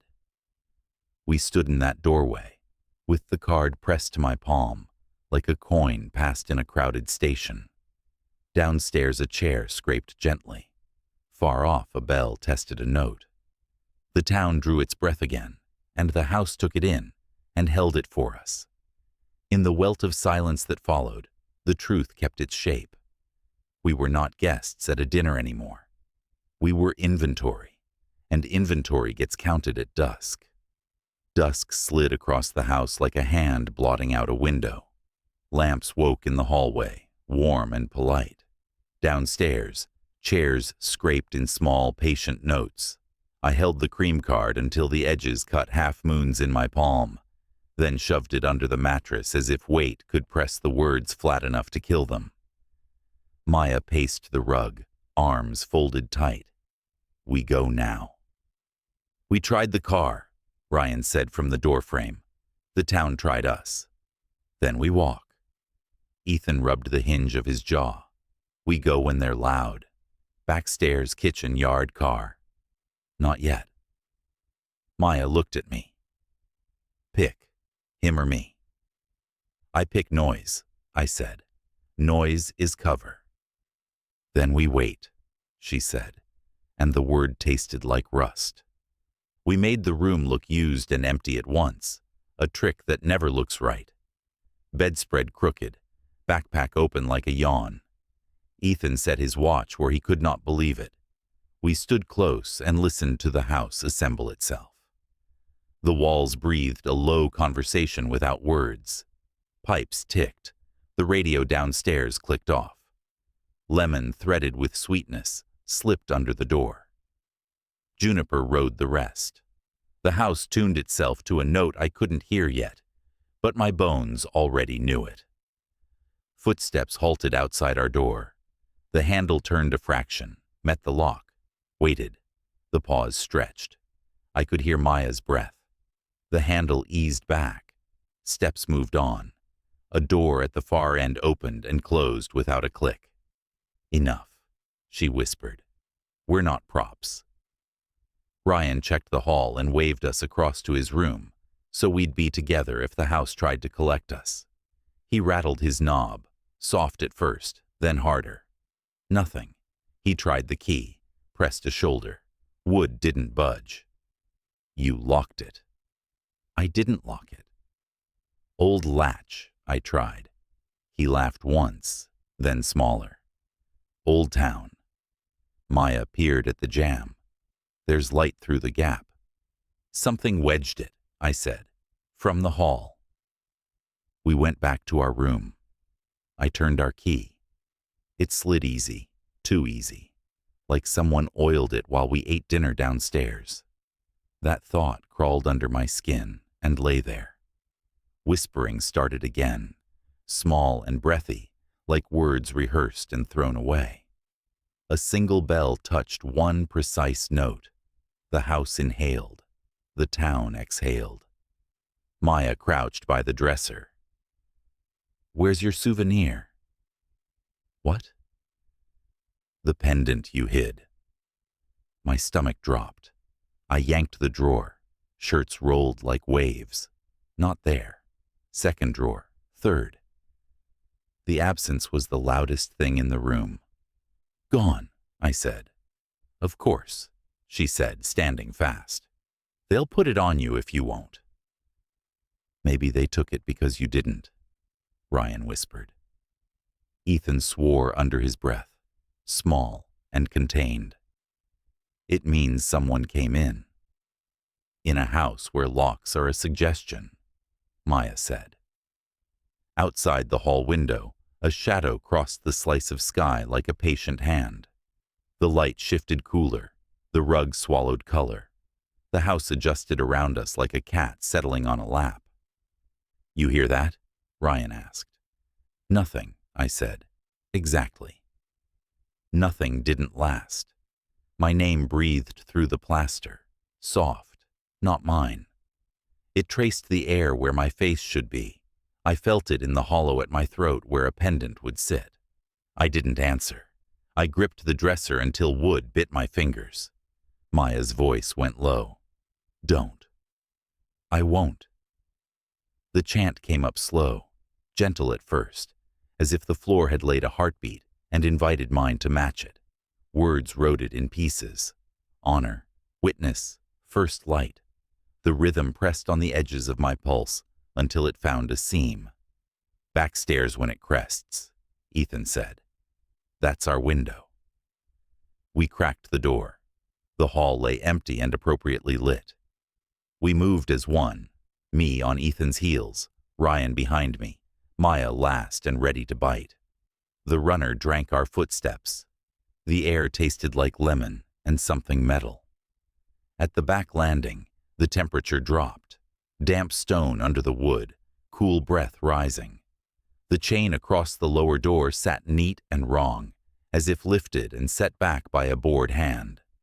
Ethan touched it. It held. He lifted. It held. He looked up, jaw tightening a notch. "Chair," Maya breathed. No chair, no stool, nothing but the neat kitchen below, its light golden and patient.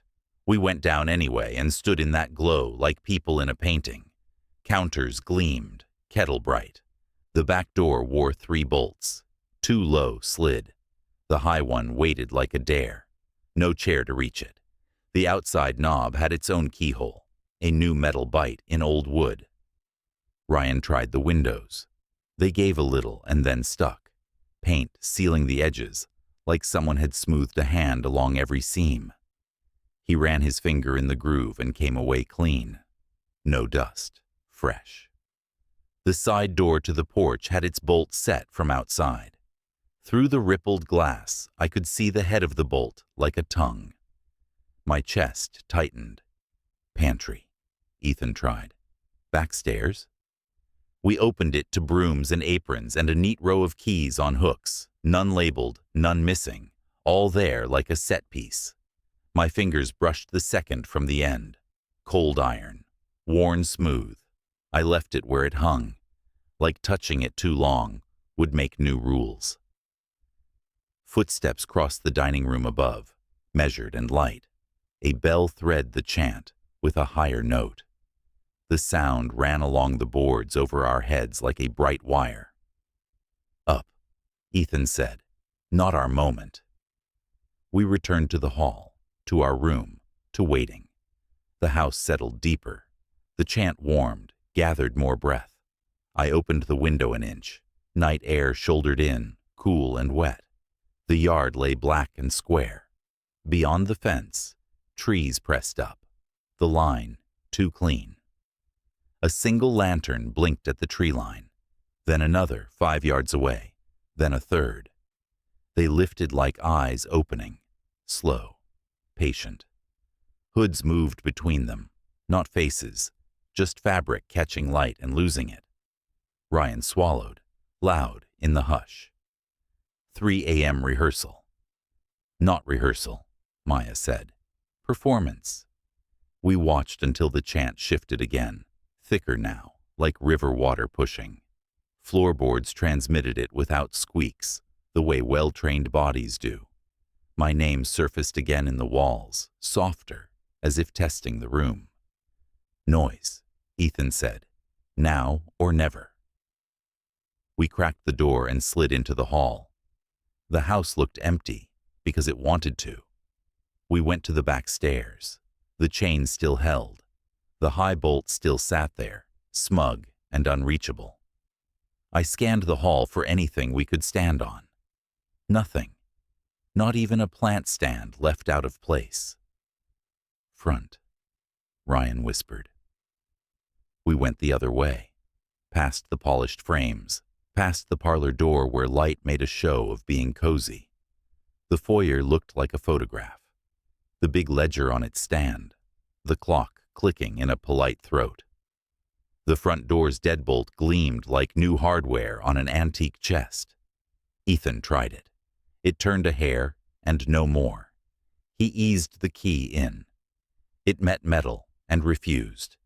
He put his forehead to the wood and breathed out once. "Windows," Maya said. We tried the parlor. The sashes moved an inch, stuck, surrendered, stuck again.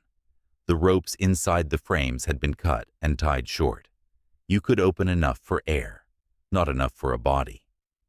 We stood in the center of the parlor, with the neat chairs and the piano, that never played. The house listened. The town breathed. The chant kept its work. A figure filled the doorway like a shadow poured into a mold. Eliza, pale, breath quick. Her hands were empty and held where anyone could see them. She crossed to us without turning her feet wrong on any board. "Run if you can," she whispered. "They've already chosen you. Don't let them see fear." "When?" Ethan asked. She shook her head. "When the bells argue. When the lanterns go out in the wrong order." Her eyes flicked to the hall. "They count by threes. They listen for the ones. How do we—" Footsteps entered the foyer with a kind of old house grace that knows every complaint of wood. Mrs. Whitlow appeared behind Eliza, smile bright, eyes brighter. "Children," she trilled, "you'll miss the first hymn." Eliza smoothed her face like a sheet over a bed. She stepped backward, careful, small. Her look at me in that second carried more words than we could hold. We returned to our room because there was nowhere else that didn't announce we were running. The floor under us carried weight we couldn't see, people taking their places in lines below. Somewhere, a child laughed once, clean and real. Then the sound stopped like a hand over a mouth. "Every exit," Ryan said. "Locked." "Not forever," Ethan said, but the edges of his voice had started to fray. Maya pressed her forehead to the glass. "They want us to watch them watch us." We sat. Standing made us guilty to ourselves. The chant climbed a small step, then another.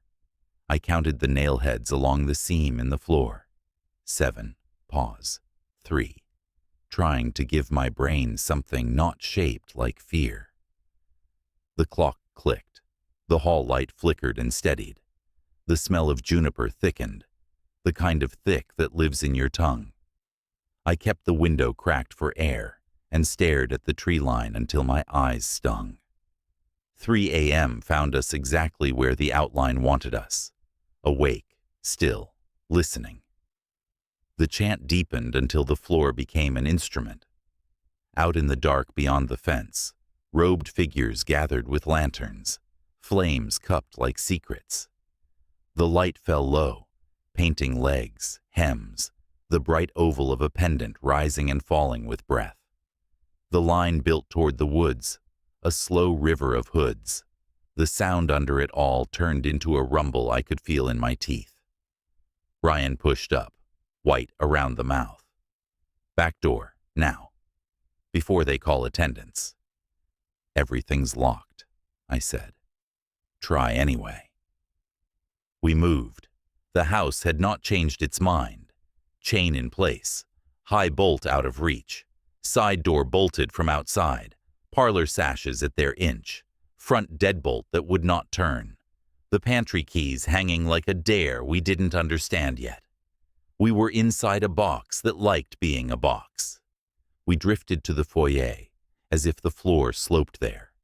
The front door wore a simple brass chain above the bolt, a chain I didn't remember. I wrapped 2 fingers around it and felt the clean chill of new metal. "Claire," Maya warned, "I'm not opening it." I pressed my eye to the thin seam where door met jamb and found a sliver of night. Across the street, the town stood.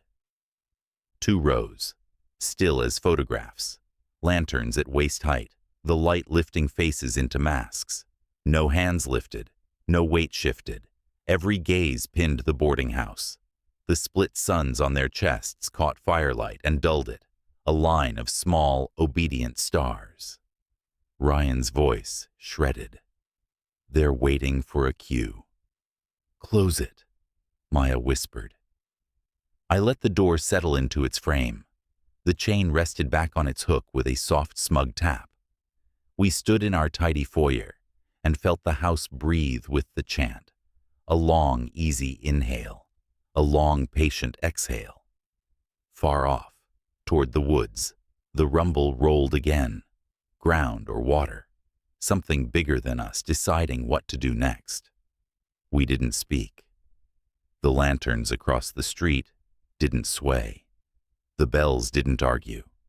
The night held its script in both hands. I looked one more time through that seam because part of me still believed I could change what I saw by wanting it different. The rows held. The faces watched. The split suns shone, dull and faithful. The pressure inside my ribs finally admitted the truth that had been standing in the hall with us all evening. They weren't gathering in spite of us.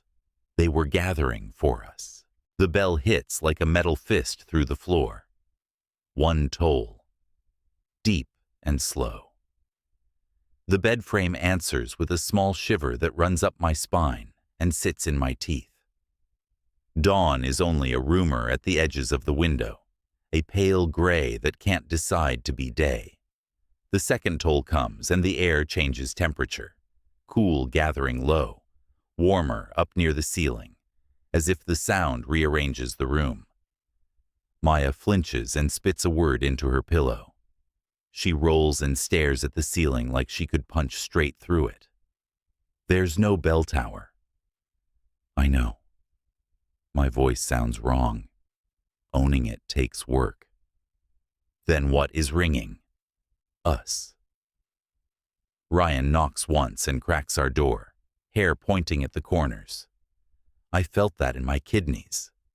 Ethan is behind him, boots already on, watch strapped like a bandage.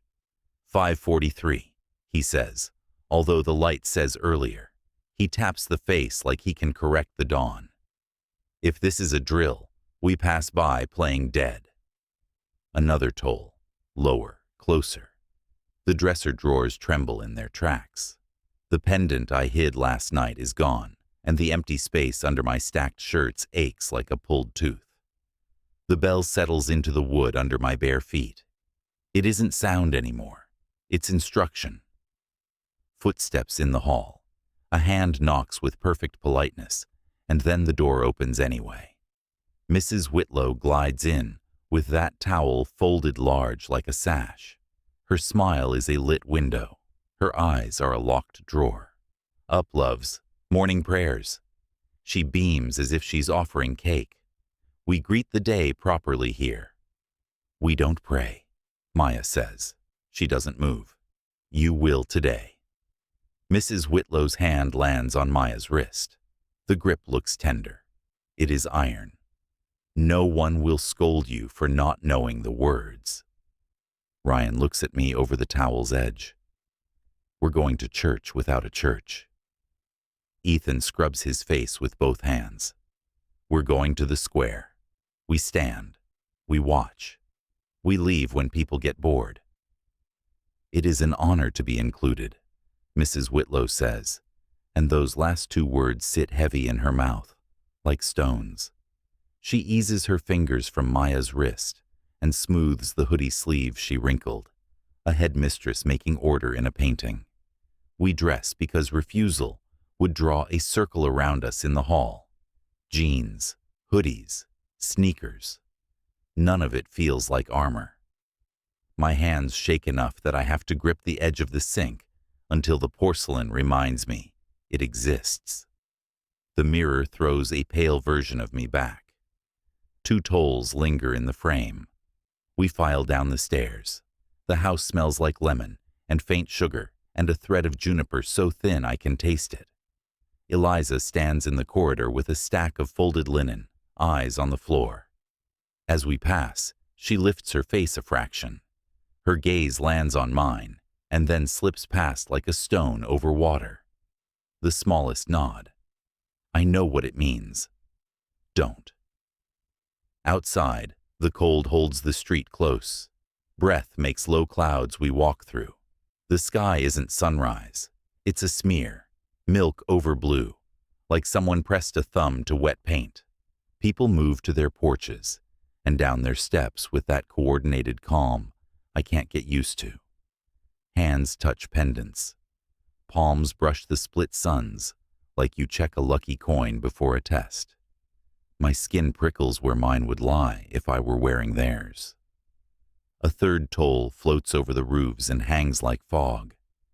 It wraps the angles of the houses in lines, the edges of windowsills, and lands under my collarbones. The town meets us in doorways, in pairs, in slow tides of bodies, faces turned like flowers toward something not in the sky. No bell tower, no visible bell. The noise lives in wood and water and bone.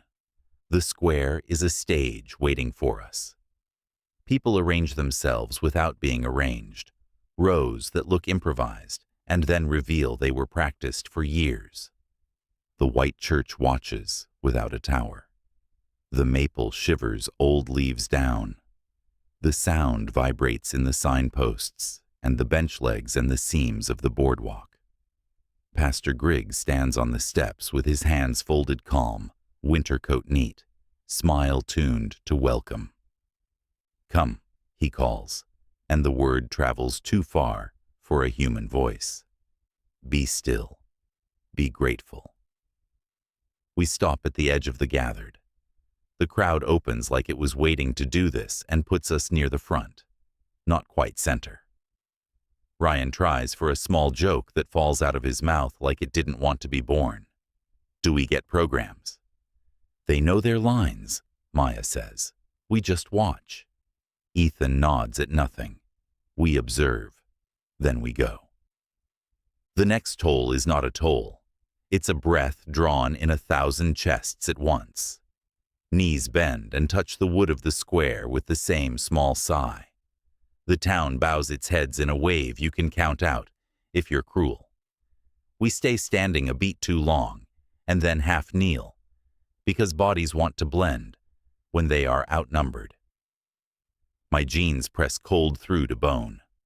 The wood has a polish where knees have worn it. I place my palm on the board because I need proof of weight and get something else. A light thrum under the grain, a faraway machine with a heart and lungs. Blessed is the hour, Pastor Griggs says. Blessed, the square murmurs, a tide pulling and releasing in a long breath. Blessed is the sun that splits to reveal our path. Blessed. He lowers his eyes like a man who knows exactly where to look for an answer, and smiles. We give thanks for the chosen. It is an honor. The square releases, gentle, like a lullaby. The chant rises from that single line, not loud, steady. The words are shaped to make mouths open and close together. It feels older than this town, and younger than breakfast, and not concerned with either. It is an honor to be chosen. The chosen are the offering. The offering is eternal. It folds and repeats, the words swapping places, the cadence soft and exact. The more it repeats, the less it means in my mind, the more it does to my bones. I look up because not looking feels like drowning. Every pendant in the square glows a little, not enough to call it light, enough to make them look warmed from within. The faint pulse is not random. It skims in time with the chant, a collective heartbeat at the throat. The split suns breathe. The sight is small and obscene. Ryan's whisper is frantic and thin.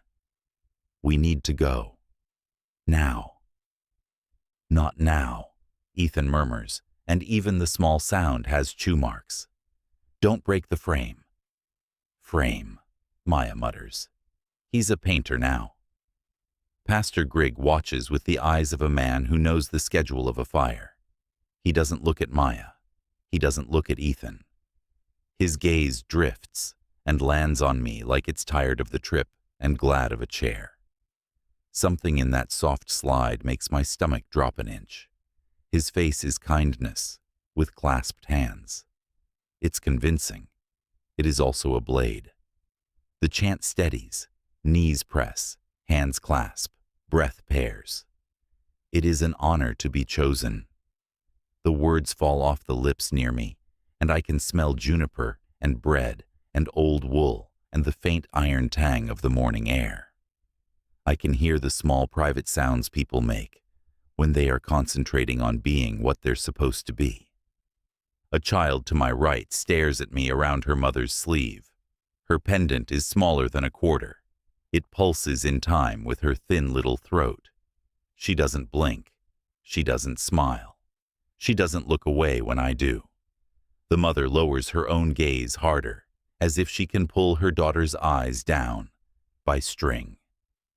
The pendants brighten for one long instant, a tremble at the edge of seeing. The glow comes on in a wave that runs through the bodies, through the metal, through the wood under our knees. My teeth thrill with it.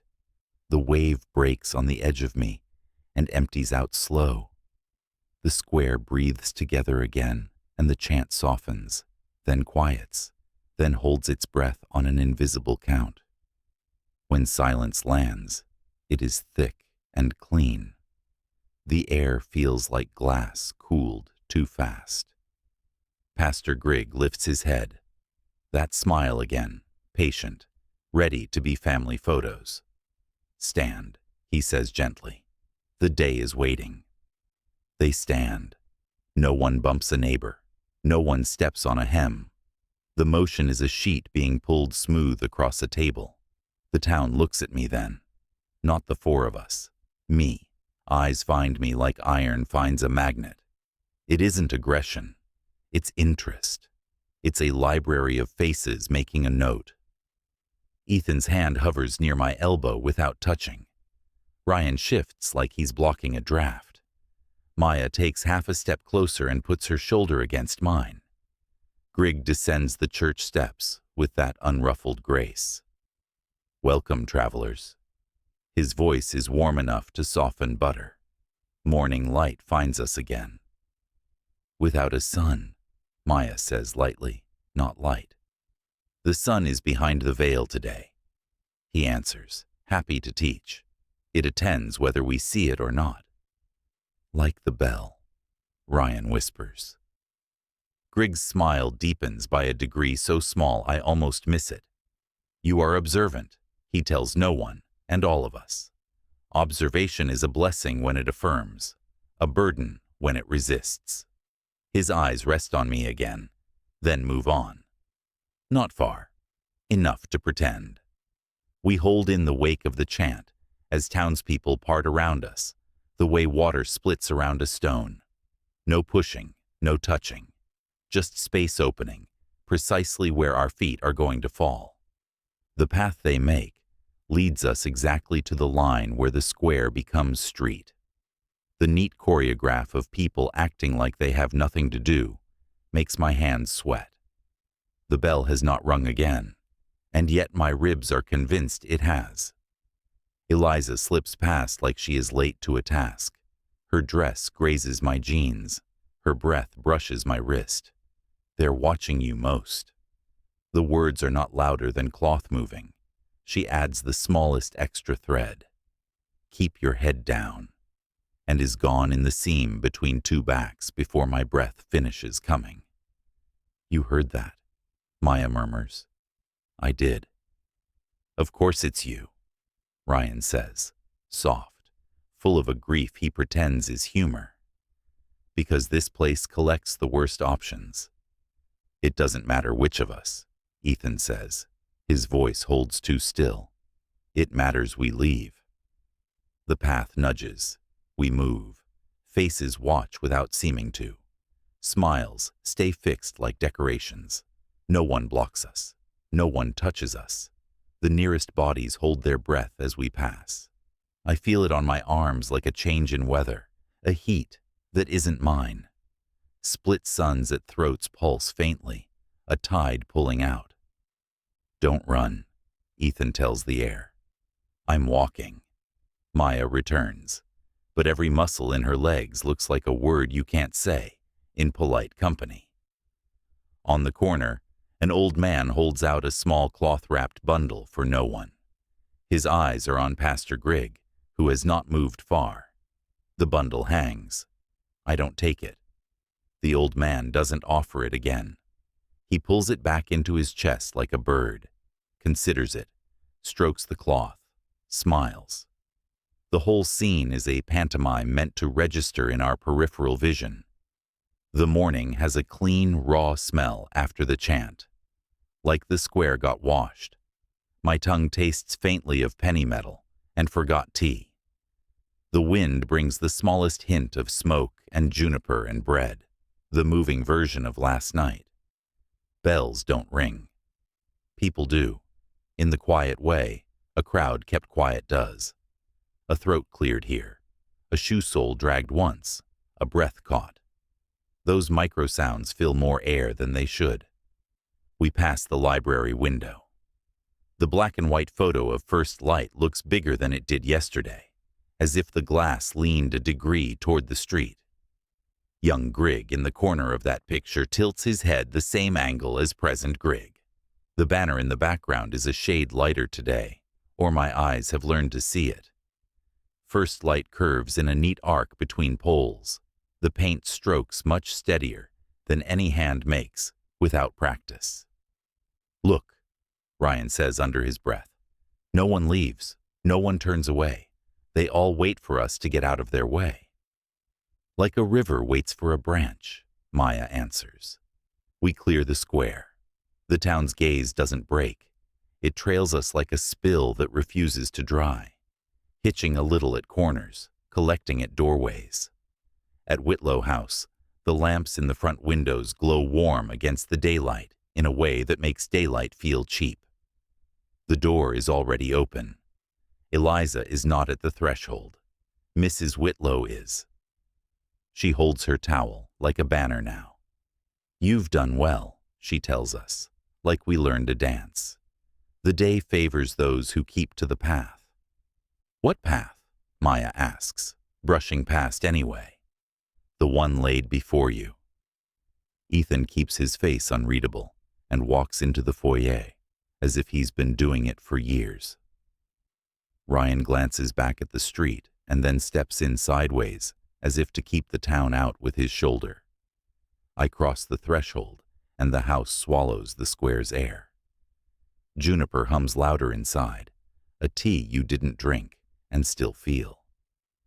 Mrs. Whitlow touches my arm with 3 fingers and removes them. The pressure delayed, like a delayed shudder. You carry light well, she says in a tone that could also be used for a sweater. I don't want it. It comes out before I can file it. Wanting is not how we measure. Her smile widens, so thankful for my confidence. Rest. It will be a long day. We climb the stairs. Halfway up, I glance back, because my body thinks eyes on the scene might make it different. The square is still there in the open door's slice of view. People haven't dispersed fully. They adjust. They talk with their faces pointed toward the house. Grigg stands with a hand on the rail, speaking to no one I can see. He tips his chin 1 degree. The front door swings shut between us on its own weight. In our room, the air is warmer than the hall. The bell still lives in the boards. It is quiet enough to breathe without thinking about it. But thinking is all I have left. I press my palms to the dresser's smooth top and wait for my heart to choose a pace. It does not. It uses all of them. Maya takes my wrists and turns them up. Marks, she says softly. The skin where Mrs. Whitlow held me has a ghost of white that will be red later. She's stronger than she looks. She's exactly as strong as she looks, I answer. Ryan sits on the bed and puts his face in his hands for exactly 1 second. Then he's up. Okay, we did the theater. Now we pack. We go. Doors, Ethan says. Windows, together. We move. The corridor outside our room holds that careful stillness where you can hear dust settle. Eliza appears at the far end and veers, making a mistake on purpose, head down, hands empty. Her sleeve brushes the frame of a family photo as she passes. Nothing moves. Everything trembles. Claire. Maya says quietly when Eliza is gone. No bell, no sun, but I felt that in my bones. You did too. I know. The admission tastes like metal. That's what they're counting on, Ryan says, and for a beat his voice is steady. Bodies that respond to things even when brains don't want to. Brains are allowed to respond too, Ethan says, and now his voice is not steady at all. The glow was a trick. Watch batteries, phosphor, hidden LEDs matched to a radio frequency. They can do that without God. Makes me feel better, Ryan says. Really does. He doesn't sound like it. I sit on the edge of the bed and stare at the headboard, because if I look at their faces, I will be the thing they fear, instead of the thing that holds them up. In the wood grain, I see a river. The current goes one way. That is the lie the grain tells. The river goes wherever it wants, given enough time. The bell tolls once more, faint, a reminder from whatever is inside the bones of this place. The sound laces with the smell of lemon and old sugar, and the thread of juniper that won't leave us. Somewhere, a radio clicks on, and a voice we don't care about reads the price of feed and the chance of rain. The house breathes the way a sleeping thing does when it knows you're watching. We should run. We don't.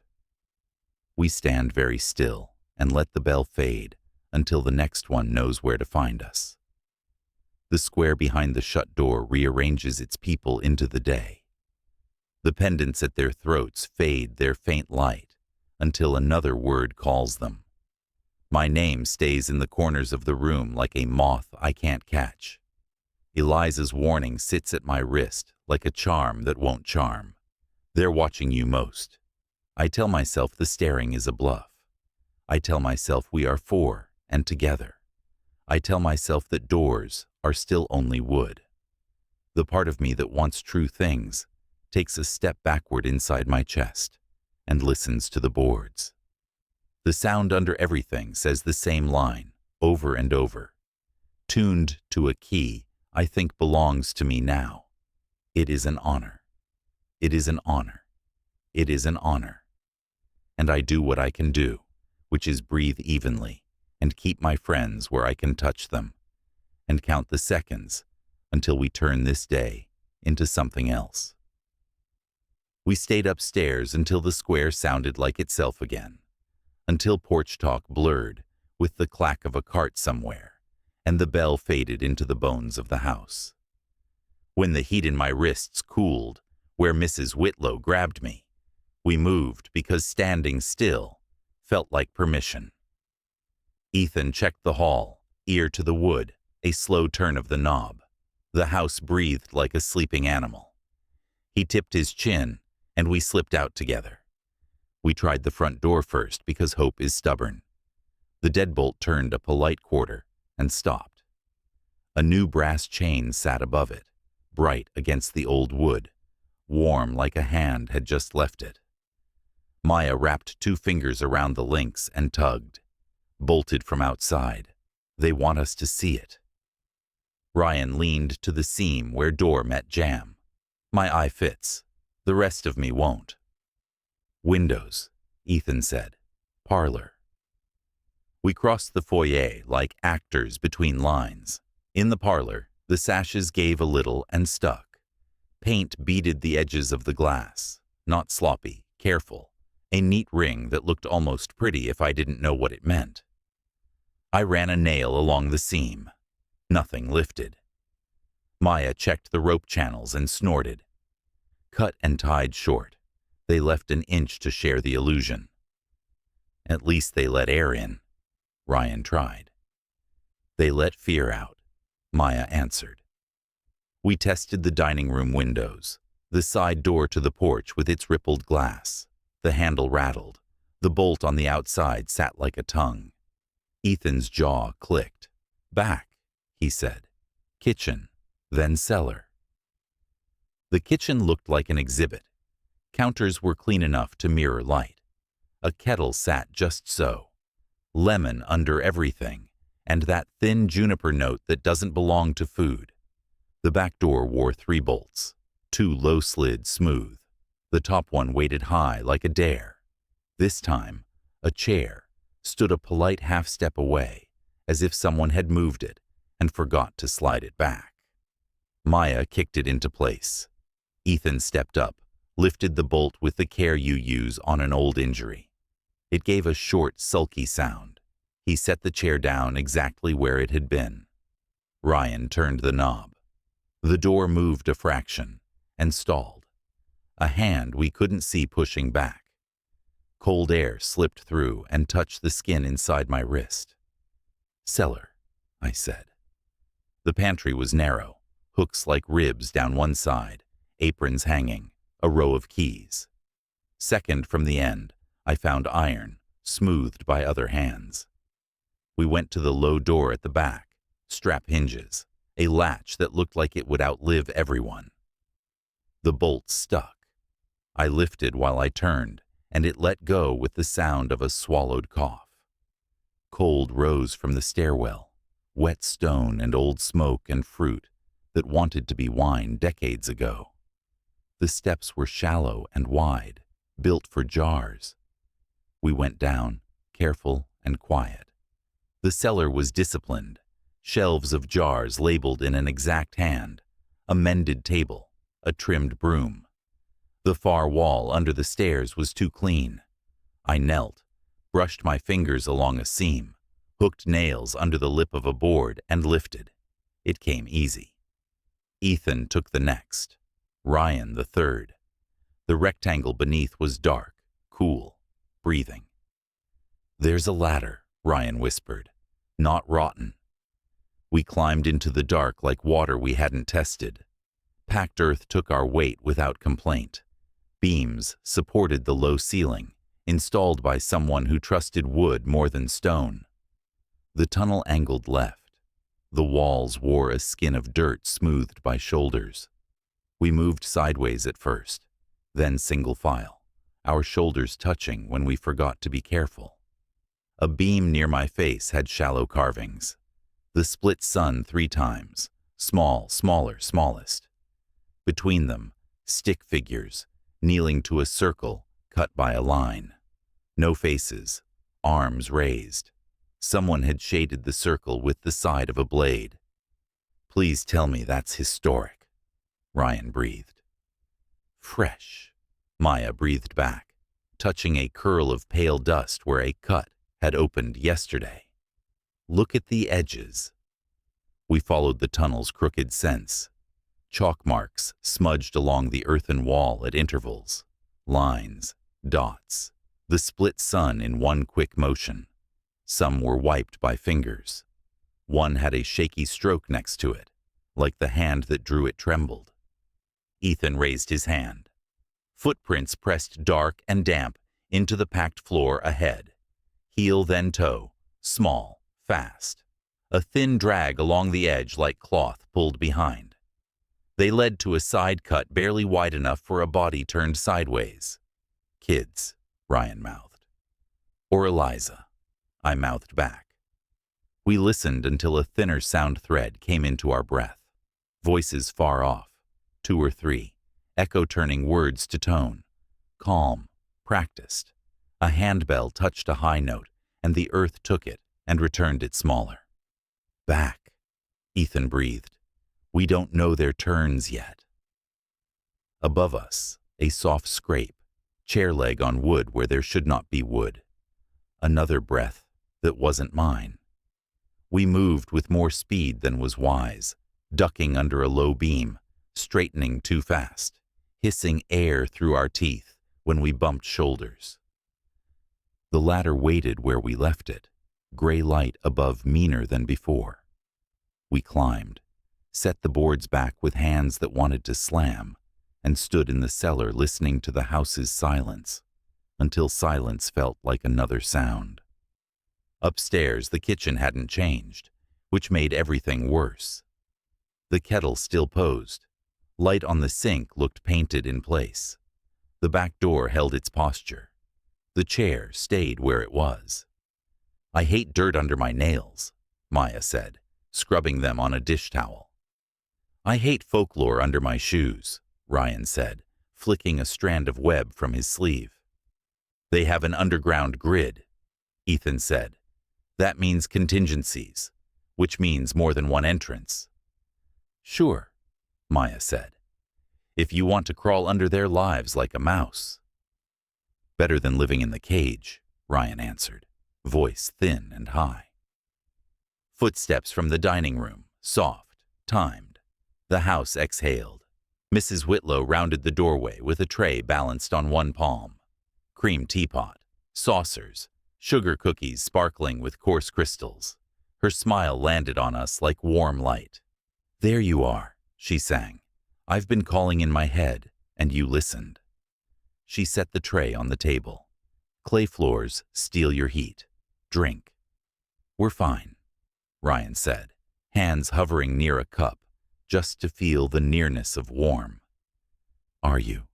She asked gently, and her gaze rested on me, soft as wool, heavy as a hand on the back of the neck. Morning takes it out of some bodies, all that light, even behind the veil. We're leaving, Ethan told the air, when Rex brings the car. Rex knows his hour, she said. He always has. Steam rose in a white ribbon. Juniper breathed out of it like a memory. She slid a cup toward me. You'll need strength. Tonight is long. What is tonight? Ryan asked, trying hard to sound curious and not cornered. A welcome, a lesson, an ending where it ought to end. She lifted the cup and drank from it herself, eyes on mine, maternal theater, then set it down with a little satisfied click. If you won't take comfort, take counsel. What counsel? Maya asked, not blinking. Stay in, rest, be on time. Her smile deepened like a lamp turned a notch. By tonight, you will understand your place. We don't have a place, I said. Oh, child, she murmured. The bell felt you as cleanly as you felt it. She lifted the tray again, steady as a level, and left the room without a single rattle. The smell hung behind like an idea. The room looked unchanged, and yet shifted a fraction, the way a picture frame settles at night and is crooked in the morning. Maya checked the bolts again, like she wanted to find a new detail by force. She could slide the low two. The high one sat smug and high. She didn't drag the chair back. Ryan pressed his forehead to the dining room window and let the ripples turn the outside into water. He breathed fog onto the glass, drew a circle with his finger, erased it like that, erased our footprint. Ethan looked at me until my breathing matched his. We go back under after dark, he said soft. When they pull bodies toward the trees, 2 through the tunnels, 2 in the car. Who's where? Maya asked. Claire doesn't go under, Ryan answered fast, like the thought had been waiting behind his teeth. They're watching her most. Which is why she shouldn't be in the car, Ethan countered. Eyes stay above ground. Noise stays above ground. Movement under does the work. I'm not hiding, I said. Then you're bait, Maya said flat. The word hit something deep in me and stuck. I stared at the cream cup and thought about throwing it against the sink to hear something break that wasn't us. I didn't move. I'll take the tunnels, Ryan said. I'm great with tight spaces I hate. You go with me, Ethan said. We count turns. We go slow. And I sit in the car with our main character, Maya said, with a wrench. Not alone, I said. Obviously not alone, she said. We're Velcro tonight. We laid the plan out as simply as panic could hold. Noise covers. Backstairs, kitchen, yard, car. Pantry key second from the end. If separated, meet at the edge of the square under the maple, unless the maple grows teeth. Then improvise. Nobody does a hero move. Everyone leaves together or not at all. The house listened while we drew a map on its back. Somewhere a floorboard clicked 2 rooms away. Somewhere a soft laugh fell into a carpet. I thought about the tunnel carvings, those small kneeling figures, the split suns cut with careful wrists. I thought about Eliza's pencil scratches on cheap cream paper in my pocket. Do not drink, do not eat, pretend to pray. We tested every window in the house because touching the problem helps keep panic from laying eggs. Every sash opened an inch and no more. In a back bedroom, a nail head glinted bright and new in the painted trim. Maya touched it and jerked back. Fresh, she hissed. I can taste the iron. Ryan pressed his ear lightly to a hallway wall, wincing, whispering, not words, like someone's practicing behind the paint. Not the house, Ethan muttered. People using it. Afternoon seeped toward evening, the light on the landing sliding from white to honey that made varnish look deeper. No bells. The town clicked on and off in small sounds. A dog's chain chimed once. A cartwheel knocked a rhythm in the street. The smell of something sweet baking drifted across from a neighbor and slid under our door as if permitted. We kept shoes on. The pantry key lived in an apron pocket where a hand could find it without eyes. Hunger crouched in the corner, and we ignored it, like a salesman. I drank tap water warm from the pipe and tasted minerals and old copper. I held the cup until my fingers stopped shaking and set it down where Mrs. Whitlow would see a ring. Near dusk, a tap at the kitchen door. Not knuckles, a metal ring on wood. 1. Pause. 1. Pause. 1. The pattern lodged in my ribs. Don't, Maya breathed. I won't. Eliza's shadow crossed the frosted glass and kept going. Not a face, a profile like a coin. The outline of a pendant showed as a white void in gray. Paused, moved on. She wanted us to know she was on a loop, not a line. We watched the light dim from room to room, the way water recedes from a shore. The house took on the listening look it wears at night. The floor felt ready, stage wood, about to see feet. Somewhere a car door shut without hurry. Somewhere a latch lifted. Somewhere a bell tested a note and put it away. We went to our room because we needed to stand somewhere together that had our breath in it. The air had changed from lemon to a faint starch and a promise of smoke. I checked under the mattress for the cream card because my body wanted me to and found it warm to the touch, as if thinking about it heated paper. I slid it back. It felt heavier. Ethan spoke the plan again until it was muscle memory. Noise covers 2 under, 2 out. If the car's watched, porch equals stage. If the tunnel confuses us, stop and listen and turn. No solos. We leave together. We're leaving, Maya said. I'm choosing that sentence. Me too, Ryan said, eyes on the window where the last light drained out slow. If someone asks me to step forward, I'm stapled to the floor. Keep the staples, I told him. We'll need them. We stood close enough that our sleeves touched and let the room get dark. The house settled deeper. The town gathered itself wherever it keeps its people before using them. The bell inside this place breathed in a way I could feel in my teeth. I thought of the tiny split sun, carved so carefully in the beam, like someone believed if they made it small enough, it wouldn't be seen. I saw Eliza's face the way it changes when she is brave and can't stop being afraid. When the first lanterns lifted outside, the rippled glass caught their light and broke it into water across the floor. Footfalls moved with intention. Fabric brushed fabric. We looked at each other and nodded. The day had done its work. Now the night wanted its share. We leaned into our knife-thin plan, sharp if handled right, useless if dropped, and waited for the house to try to teach us our place. Lantern light moved across the ceiling in waves, broken by the rippled glass. The hum gathered in the walls, a low note that made the floor feel like a drumhead under our shoes. We stood close enough to share breath and tried to make the plan feel heavier than the fear. Ethan glanced at his watch, even though time here refused to behave. He nodded once. When the chant swells, we split.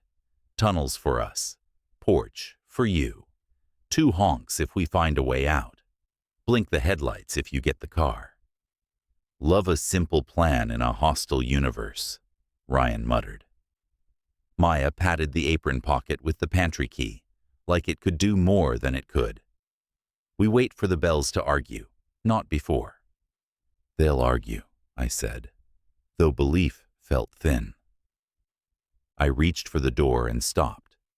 My name was burned into the wood above the knob, each letter small and neat, the curl at the end exactly the shape my hand makes on a fast day.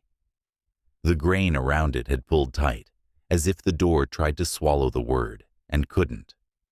I pressed a fingertip to it, and felt heat rise from the groove, like breath. Maya leaned in, whispered a curse that the room refused to keep. They don't get to mark you. I didn't give it to them. You slept in their house, Ryan said softly. It takes what it wants. Ethan's jaw set. We go now. We eased the door open. Hall lamps breathed low and steady. A chair moved somewhere downstairs in a careful, polite scrape. The chant rose half a step and waited there, like it knew how far we needed. The back stairs exhaled cool air that smelled of damp stone and polish. The chain lay across the lower door like jewelry. Ethan lifted it with 2 fingers and set it aside so gently it chimed once. We slipped through the kitchen. The room held still like a stage, waiting on the first line. Maya reached into the pantry and found the second from the end key without looking. Ethan slid the cellar latch into his palm and let the bolt down silent. The boards over the tunnel mouth came up easier than I wanted. Dirt air rose, carried a memory of old smoke. Ryan dropped first, then Ethan. I hesitated with 1 foot on the ladder and met Maya's eyes. You and me, she whispered. Porch, don't give them your face. It might not be mine to give. Make it yours anyway. We split. The dark took Ethan and Ryan without effort.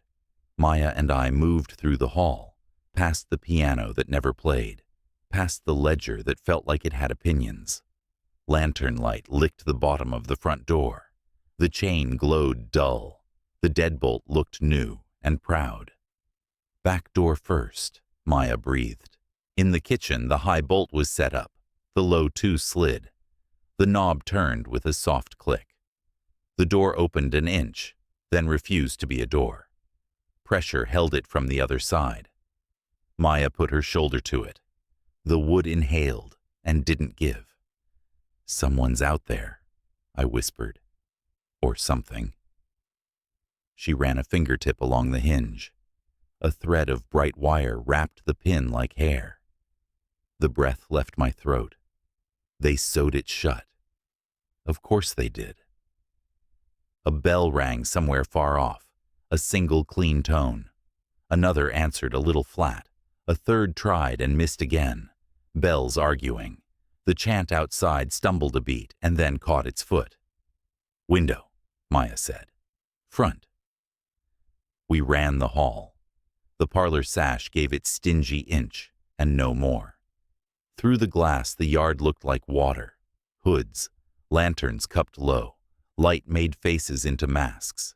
Our car sat at the curb, while lanterns marked it with the geometry this town loved. Triangles inside triangles. No one touched it. They didn't need to. We hold the porch, Maya said. We make noise if they try the door. If they call my name, you don't answer. What if they say, the chosen? Then no one moves. Eliza stepped out of the darkness where the stairs met the wall. Pale. Still. Her hands empty where anyone could see them.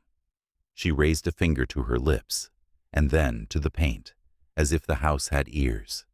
"Tonight is the choosing," she whispered, voice like a draft. "They want you to step forward. If no one steps, they take you." The words settled on my chest with weight. Me. You. Her eyes didn't waver. "Your name sits darkest in the book." "If someone else steps," Maya asked, voice careful and sharp, "does it stop?" Eliza looked sick to tell the truth. "No, it only changes who walks first." The shape of that sentence fit too well inside me. "How do we leave?" "There's a back passage behind the pantry. After the cellar steps, take the left, then right. A door that looks like a coal bin leads to the old smokehouse. The latch sticks. Lift while you turn." She swallowed. "If you hear a single bell, freeze and lower your face. If they ring 3, run." "Thank you," I said. "Thank me by leaving." She moved back into shadow, then added without looking at me, "Do not answer to your single name." Footsteps approached with that careful old house cadence. Mrs. Whitlow's silhouette softened the hall light. The folded towel had become a shawl. She wore her smile like a lamp. "There you are," she sang. "It's time." "We're not ready," Maya said. "Readiness is for small moments. This is large." Her eyes warmed on me. "Don't let fear have your face. It inflames lesser souls." She glided away. The juniper ribbon followed her down the stairs. The chant deepened, a slow tide. The smell of smoke slipped under the doors as if granted entrance. A hiss rose from the back stairs. "Ethan." We ran. In the pantry, behind sacks and brooms, a panel waited with the ghost of a latch. Maya lifted and turned. The wood sighed. Cold stepped through. We were down the cellar steps before I knew my feet had moved. The boards slid aside. Ethan and Ryan crouched in the gap, faces lit by thin beams. "Left then right," Ryan whispered. "If we make it, you'll hear us." "You'll make it," Maya said, fierce and certain. "Stay with me," I told her. Like glue. They dropped. Darkness folded over them. We fitted the boards back like a spell and pressed our palms to them. Above, the chant gathered breath. The bells held their argument like a secret. We went to the front hall. Lantern light had climbed the walls and turned family frames into masks. Through the seam at the door, the street was a slow river of faces and hoods, all turned toward the house, like a room waiting for a speech. Pastor Griggs stood straight as a pin 12 feet away, centered as if the road poured him there. He didn't look at the door. He looked at the seam. "Don't meet him," Maya breathed. "I won't." I did for 1 second, and he found me anyway, like the house had given him a map. He smiled as if pleased by my accuracy and lifted his hand. The chant fell like wheat. Silence made a floor. He waited. Then the front doors shuddered under hands and swung inward. Cold air rolled in. Lantern light pooled on the foyer tile. Faces outside breathed once together and stopped. From somewhere behind us, faint and honest, a honk. One. A long pause. Another. Ethan. Ryan. Living sound. Maya squeezed my hand hard enough to move my pulse. They found something. Griggs' eyes flicked toward our car, then back. 2 lanterns by the bumper lifted. The dome light inside the car blinked and died, like a throat gently pinched. No one touched the paint. The geometry tightened. "Plan B," Maya whispered. "Stagecraft." A cabinet clicked shut in the kitchen with no hand near it. The house set itself deeper, Under our feet, a small clink of stone on wood told me someone down there wasn't being careful anymore. Mrs. Whitlow appeared at my shoulder with starch and lemon and the smell of ironed cotton. She laid 3 fingers on my forearm. Heat bloomed a second late. "Smile if you can," she murmured. "It makes watching easier." "Who watches you?" Maya asked. "We watch one another." She lifted her face toward the night with a quiet joy. "It keeps us kind." The first drumbeat came from the trees, steady rather than loud, the way bodies keep time when they walk.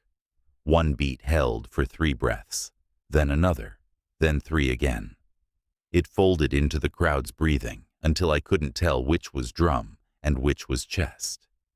Grigg raised his hand higher, palm out. His voice stepped into the silence carefully, like he didn't want to bruise it. "The chosen will step forward." The words struck the hollow at my throat and the lower curve of my ribs at the same time. Pendants across the street brightened, a faint shared glow like a breath held. Faces softened with relief that the moment they imagined all day finally arrived. Maya's grip locked on my wrist. "Do not move." "I won't." He did not call names. He didn't need to. The house had already written mine on the door. The square had already whispered it behind its teeth. Bodies are built for forward, and my knees remembered, so I had to teach them stillness. I dropped my eyes and fixed on the hairline crack, where tile met wood. Dust had collected there with delicate patience. Eliza's face appeared near the parlor arch, pale in the lantern light. No sound. Her lips formed a shape I knew. "Lower your gaze. Make yourself small. Do not answer to your single name." I took 1 slow step backward, careful enough that the board didn't speak. Maya mirrored me, 2 bodies making 1 shadow. The cold from outside crept around my ankles. The drum kept its patient number. Grigg spoke again, more gentle, like coaxing a frightened animal from under a porch. "We are patient. We are merciful." From below, faint through wood and earth, a honk again, brisk and wrong with alarm. A handbell answered somewhere else in the house, 1 note off, then another, right. The arguing bells. The floor chose the correct side and shivered. "Now," Maya breathed. We didn't run. We folded ourselves small and let fear soften our edges. We turned with the air, not with our muscles. 2 steps, 4. The pantry mouth, the iron key cold in Maya's fist, the breath of the cellar rising like a hand. "Claire," Mrs. Whitlow called from behind us, sweet as if offering cake. "Don't lose your courage." My name in that voice tugged every part of me. I caught the pantry frame and held on. My tongue wanted to answer. I swallowed it. "Not to that," Maya whispered. "Not to just you." We slipped through the panel and down the narrow steps. Cold climbed to meet us. The boards over the tunnel moved in our hands. The dark breathed. Above, the foyer held its mouth open, lanterns steady, faces calm, pendants pulsing like patient throats.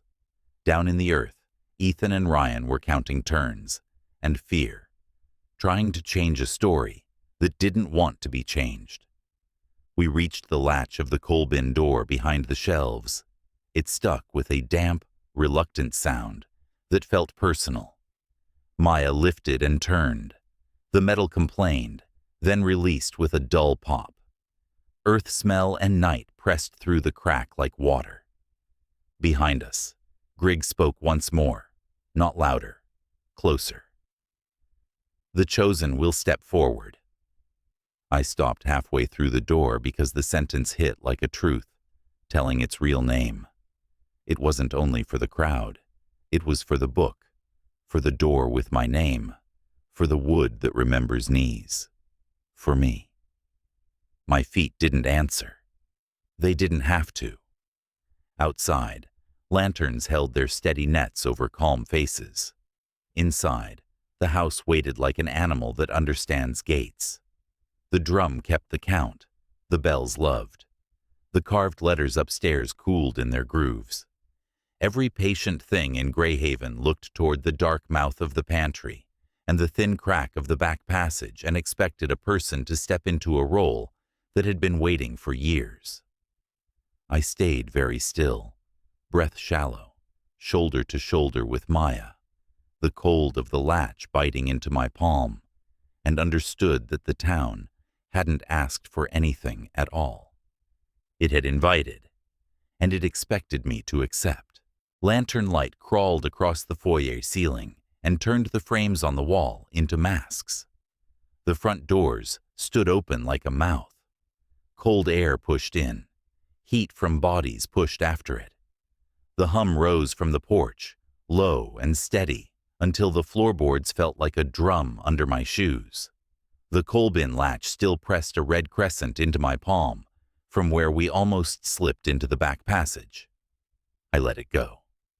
The metal left its shape in my skin. Mrs. Whitlow moved through the light with her towel draped like a sash. Her smile burned gentle. Her eyes didn't. Children, it's time. Maya blocked me with her shoulder. We're not a parade. Of course you are, Mrs. Whitlow answered, warmth like tea. Every town loves a procession. Footsteps thudded faint below, wrong in the tunnels, a soft clink like a stone against a rung. A whisper I didn't like. We were being breathed back up by the house. Not down there, I murmured. Not a chance. We edged to the arch. The hall was full. Lanterns pooled gold on the runner. Pendants glowed at throats like low coals. Pastor Griggs stood framed by the open dark, palms lifted as if calming water. The crowd behind him looked like a single body, made of many faces. Welcome, travelers. His words rolled easy. Morning favored you. Night will bless you. Ryan leaned out of the parlor, hair wild, eyes brighter. We could vote to skip the blessing. Ethan stepped from the shadows, dust on his knees, jaw locked. Backway loops. They built a circle into the earth. Fitting, Maya whispered. 4 villagers filled the back stairs without touching anything, gentle bodies packed into a narrow space. A small boy stood among them, solemn, pendant tiny. He watched me with a serious calm that didn't belong to that face.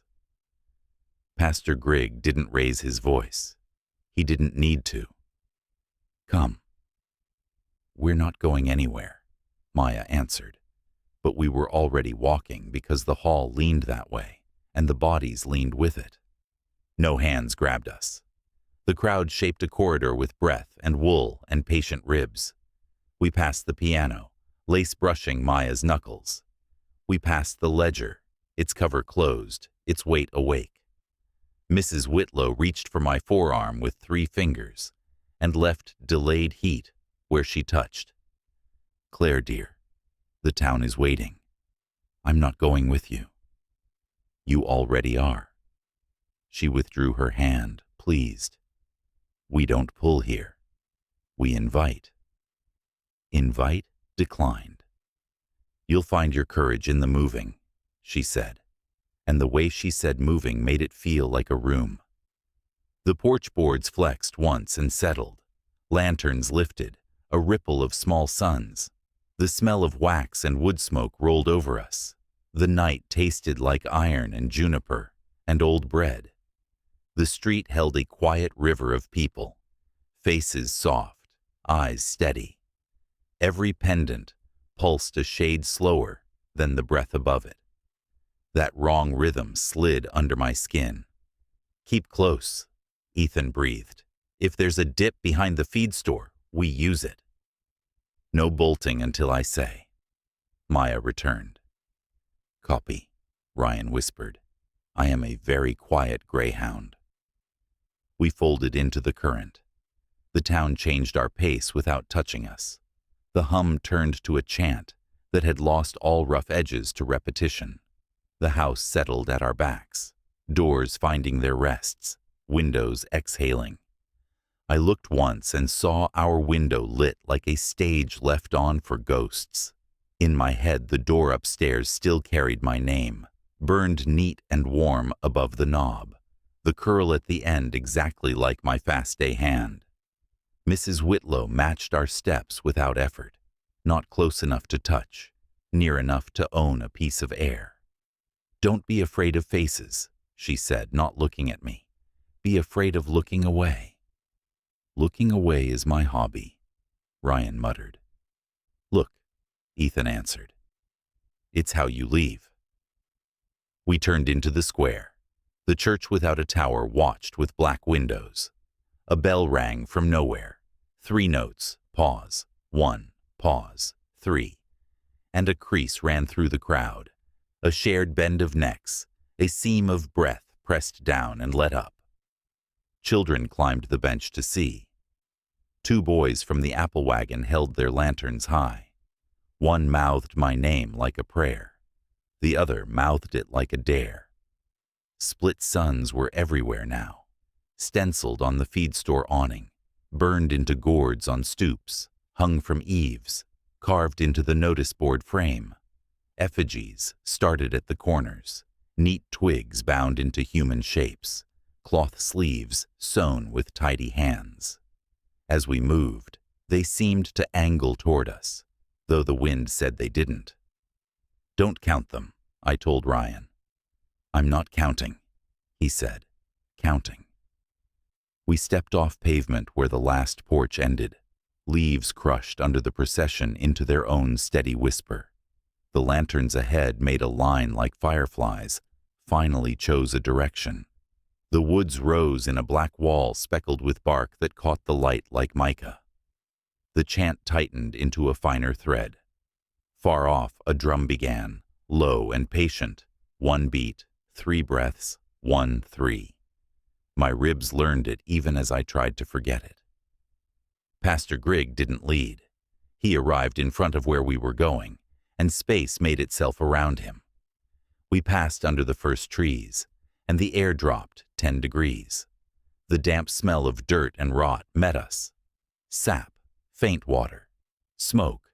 Juniper threaded everything, sometimes strong, sometimes only a ghost. The path had a memory. Ankles know what eyes don't. Shadows kept their own time. Carvings cut through bark on both sides. The split sun ripped again and again into the same trunks, scar layered over scar, like a story that refuses to end. Some had fresh paint in the line through the circle. When lantern light slid across those strokes, the symbols looked wet. "Do you hear that?" Maya asked. Leaves talked in the canopy, branch to branch, a dry language with my name in it. Not a voice, a pressure. Skin prickled where a pendant would lie. Ethan leaned nearer. "If there's a creek bend." "You will not swim through a town," Maya cut in. "Keep planning. I'll keep punching if needed." "Deal." We climbed a shallow rise. The sky opened for a breath. The moon showed a ragged edge through thin cloud. It looked cut. The cloud thinned, and the light pulsed once, twice, as if it had breath. The crowd reacted like a single body, sound lifting, then flattening into the chant. A fence of lashed saplings crossed the path. The gate stood open. We funneled through 3 at a time. Beyond it, the ground leveled into a bald place where nothing tall had been allowed to live. Stumps sat like low stools around a stage. In the center, pressed to the base of a low cliff, lay a slab of stone scraped flat by more years than I wanted. It held 1,000 shallow maps, cut into its face. The split sun dominated the middle. The line threw the circle deeper than everything else, edges black, as if stone could learn a taste. Maya's grip dug into my arm. "No. Stay. I'm here." Villagers peeled off and ringed the place. Lanterns slid into iron spikes. Light pooled. Smoke hung low and sweet. The drum widened its beat. Same count. Bigger air. A woman in white walked the ring with a bowl, flicking pinches of salt that flashed in the firelight. A few grains hit my lips and burned. Behind me, someone's prayer scratched my ear and crawled away. Mrs. Whitlow took a place one step behind me and to the left. Her voice softened like a hand on a fevered forehead. "We don't do this with joy," she said. "We do it with understanding. You built a table for people."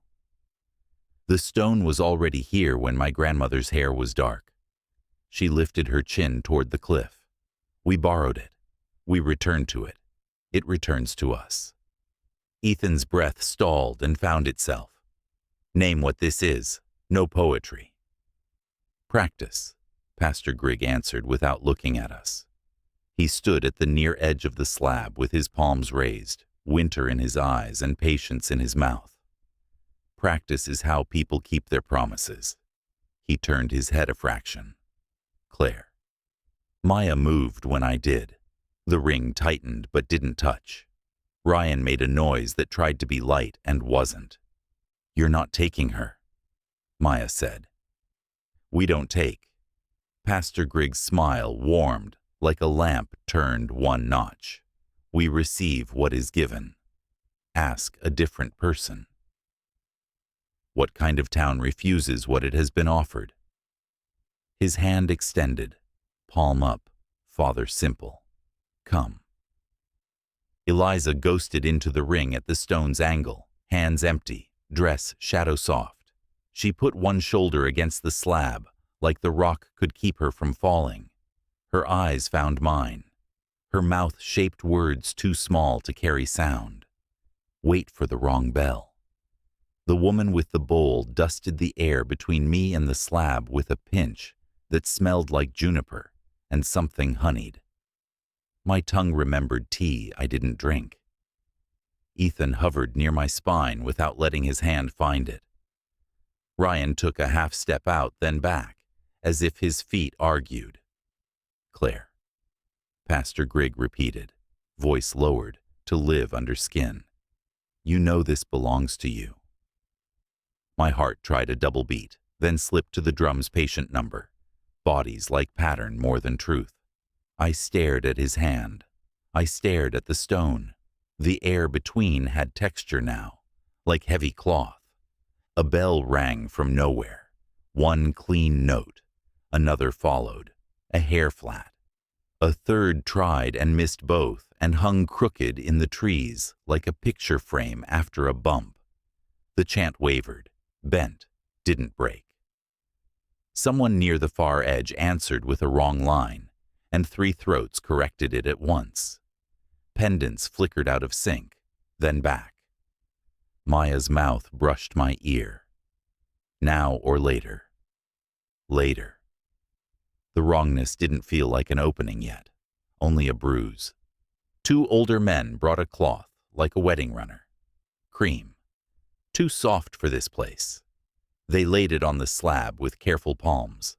The stone breathed once under it, and stilled. The drum slowed without losing count. "We are grateful," Pastor Grigg said. "For roofs," the ring murmured. "For water. For paths. For the chosen."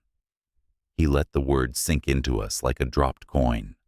His gaze never left my face. "It is an honor." Eliza pressed harder into the slab, fingers white. Her eyes spoke for her. "I am here. Don't give them your comfort. If you run, run clean. If you fight, fight quiet." Ethan edged in until I could feel his heat. On my turn, left, then right. Ryan takes the bowl. Maya clears the front. 10 seconds. 10 seconds is a long time, Ryan breathed. 10 seconds is a day. "We are not rushing 100 people," Maya said. "We wait for the count to fail." "It already did," Ethan whispered. "Not enough," she answered. The crowd softened forward as if someone set a table closer to the guests. Suddenly the stone was nearer than the ring. The cliff face lifted behind it, a broad yellowed plain cracked in lines that looked like dried rivers.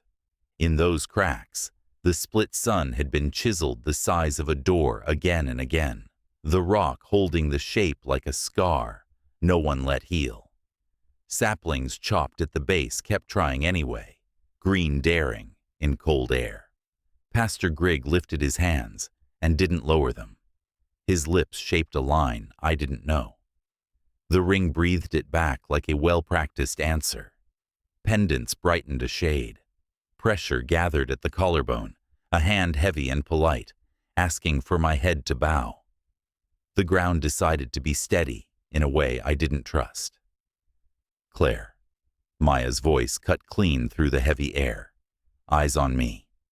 I met them. Fury lived there, and a promise that had nothing to do with gods. She pressed her forehead to mine for 1 second. I breathed her skin, salt, ash, something clean. When she pulled back, she kept my wrist, thumb on pulse. Don't step. If they move you, be heavy. I can be heavy. You're iron. The drum paused, then struck a single note that found the seam in my ribs and slid in. Pendants swelled, held. The crowd inhaled together and didn't let it go yet. The cliff leaned a degree. Eliza's hand crept up the rock, pale bones on stone. The cream cloth lifted a corner in a draft. No one felt, and fell. The wrong bell rang again, thin and off, skittering across the chant like a pebble across a lake. The drum stumbled and caught itself, stumbled again. A child at the back cried out one word the chant didn't own, and someone hushed him late. Pendants glitched and settled. Grigg didn't look aside, but one line at his mouth tightened. A thread pulled. Wait, Maya breathed. One more crack. A gust slid over us from behind, cool and river-scented. It rippled the cloth on the stone like something under it had breathed. A hush folded the ring's edge and refilled with a new note, part awe, part annoyance. Faces tilted. Some shone, satisfied. Some looked irritated a detail had arrived early. Eliza stepped in that wind and found sound. Don't give them your yes. I won't. Not one. Not one. The ring eased inward by the width of a boot sole. The space tightened. Pastor Grigg's hand remained, palm up, patient, asking the question he believed had one answer. The drum kept counting like a tired heart. The cliff's carved wound held. Upstairs, somewhere that might never have existed, my name cooled on a door. Salt sat sharp on my tongue. Juniper rode the smoke into my lungs. My friends flanked me like weights that reminded the ground who I belonged to. Pastor Grigg spoke once more, softer than moss. It is an honor. The circle hummed the line back with devotion. Lanterns breathed, trees listened, effigies held their still arms. The bell did not argue in that beat. The night pressed on the moment like a thumb on a bruise to see if it still hurts, and the answer sang in my bones. We stood at the edge of the stone and did not step. The town bent toward us like a field in wind. The drum kept time with the breath we didn't want to share. The moon pulsed faint behind its veil. The cliff held its old scar. The cloth waited to receive skin. The procession had delivered us to the word they wanted. I kept my mouth closed around mine and held my weight like iron. The stone waited like a mouth that hadn't decided whether to swallow or speak. The cream cloth laid across it looked too soft for the woods, a polite napkin over a wound. Pastor Grigg kept his hand out, as if weight never belonged to him. The drum held its slow number. Pendants breathed on 100 throats like small animals, listening in sync. Maya leaned into my shoulder so I could feel the heat of her anger. If they move you, be heavy. If they lift you, go limp.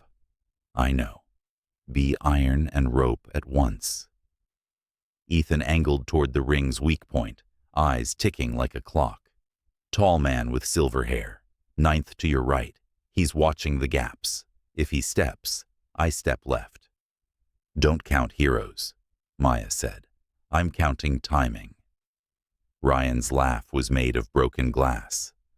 I brought jokes to a ritual. I want a refund. Mrs. Whitlow drifted into my edge of vision like a curtain learning to walk. Breathe, Claire. You'll need air where you're going. I'm not going anywhere. You will be present, she said, warm. Presence is the only place any of us can go. Eliza pressed her shoulder to the slab, fingers bloodless against stone. When they ask for your name, give them none. They already have it. They have letters, she whispered, not the mouth that makes them. Pastor Grigg smoothed the cloth once with open fingers.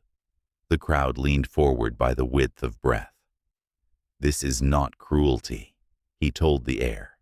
This is keeping. Keeping what?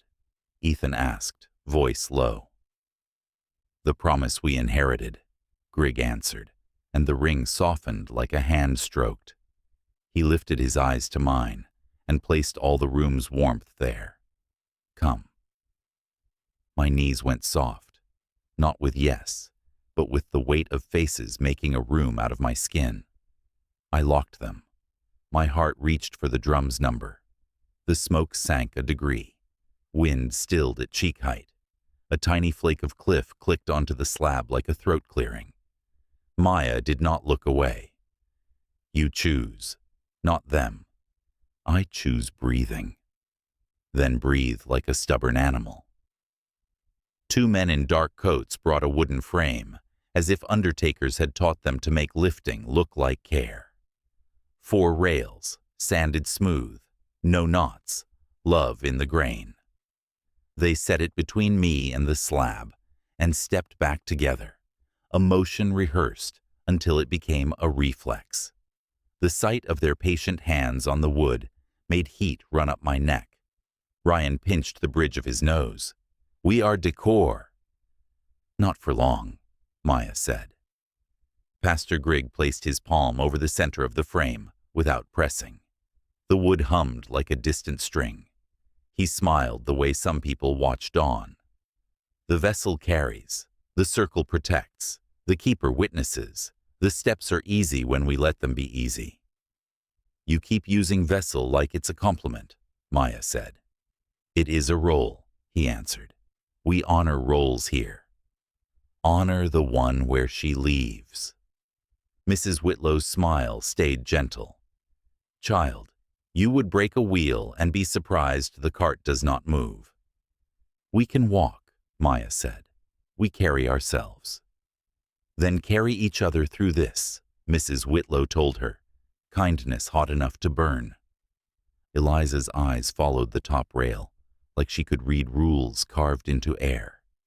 There is a weakness when they move from blessing to binding, she breathed, between the third breath and the first word after. How do you know? I missed it once and learned. Pastor Grigg turned his head. The crowd inhaled with him, as if his ribs pulled a tide. He held it, hand poised over the frame, then let breath go slow. Witness. The ring answered in a ripple. Witness. Keeper. Keeper. Vessel. 100 throats opened, the word heavy, because it was soft. Vessel. Pendants brightened, as if a second artery had begun to flow. The cloth shivered. The drum leaned into its count like the ground offered it a better chair. Weight pressed my collarbones, a hand suggesting my head should bow. I kept my eyes level with the stone's edge until stubbornness salted my sight. Ethan's whisper warmed my ear. Between breath and word, I break left, then right, 10 seconds. Break what? Ryan asked, thin, Wood. Order. My face. Eyes on silver hair, Ethan murmured. He times the ring. Maya curled her fingers around my wrist. Say no in your lungs. I can do no. The woman in white circled with a bowl. She flicked pinches that flashed like frost, then cooled the air near my cheek and left scent. Juniper. Honey. Bread from an oven I would never enter. I swallowed. The taste climbed my throat like a small animal. Pastor Grigg rested both palms on the frame. We keep roofs, we keep water, we keep roads, we keep light. His eyes held steady on mine. We keep you. She is not a pantry item, Maya said. Neither is the sun, he answered, almost amused. And yet the sky keeps it. Ethan edged his shoulder into mine to remind my body where to belong. Ryan looked around as if hunting a joke to save for later, hands shaking enough to smear pendant light across his knuckles. A bell rang one clean note, coin on a palm. Another followed just inside flat. A third tried and hung crooked like a picture after a bump. The ring murmured corrections. Pendants fluttered and steadied. Eliza shot me a look that cut through the noise. Not this wrong one, she breathed. The next. The two men lifted the frame and turned it so the rails matched the stone. The cloth caught on a hidden scrape. One man corrected by instinct, a small habit from many nights.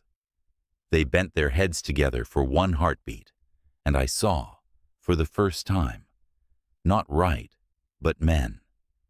Tired and proud, copying the memory of their father's hands. Pastor Grigg raised his arms to shoulder height. Witness the circle, witness the keeper, witness the vessel. Witness, the ring answered, mouths full of the word like bread. Eliza slid along the slab's angle, searching with her fingers between cloth and rock, as if a seam might open for a person who knew where to press. Her face looked terrified and peaceful at once, like someone remembering a song that will hurt. The drum paused one long measure, then returned slower. The sound reached into the ground and woke a second beat underneath, a quiet double that matched the bones behind my ears. I felt it in molars.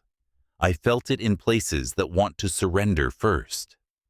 Maya's grip tightened until the shape of her hand engraved my skin. When I move, you move. I move. Good. Pastor Grigg lowered his arms until his palms faced down, as if blessing a field. Sun that divides and joins, he began, voice level. Open the path. The ring answered in a braided line. Not words I knew, not music I liked. It moved like breath through a reed. Pendants held a low glow. The cloth rippled as if something beneath had taken a breath. Ethan shifted left. Air cooled where his shoulder had been. Ryan slid a half step, foot finding a rut without looking. Silver hair took a step he had taken 100 times and paused a hair inside it, as if some unseen thing snagged his ankle. In that hair inside, Ethan moved again. The gap opened like a living thing learning a trick. Now, Maya breathed. We did not lunge. We folded and slid. Ethan slipped into the thin space at the tall man's hip and turned him without force, a polite correction. Ryan brushed the bowl, and it tipped and righted, salt raining into itself. Maya planted a foot on the frame and pressed. The rail flexed and thumped the stone, a hollow sound, traveling under the chant, turning heads by reflex. The ring closed again, as flocks do when a shadow crosses. The tall man recovered. The woman caught the bowl. The carriers corrected and set the frame against the cloth, with untroubled faces. Timing broken, not ritual. An opening and a warning. Mrs. Whitlow's breath warmed my ear. Don't trip on your own mercy. What mercy? The kind that hesitates when it sees a face. I'm looking at yours.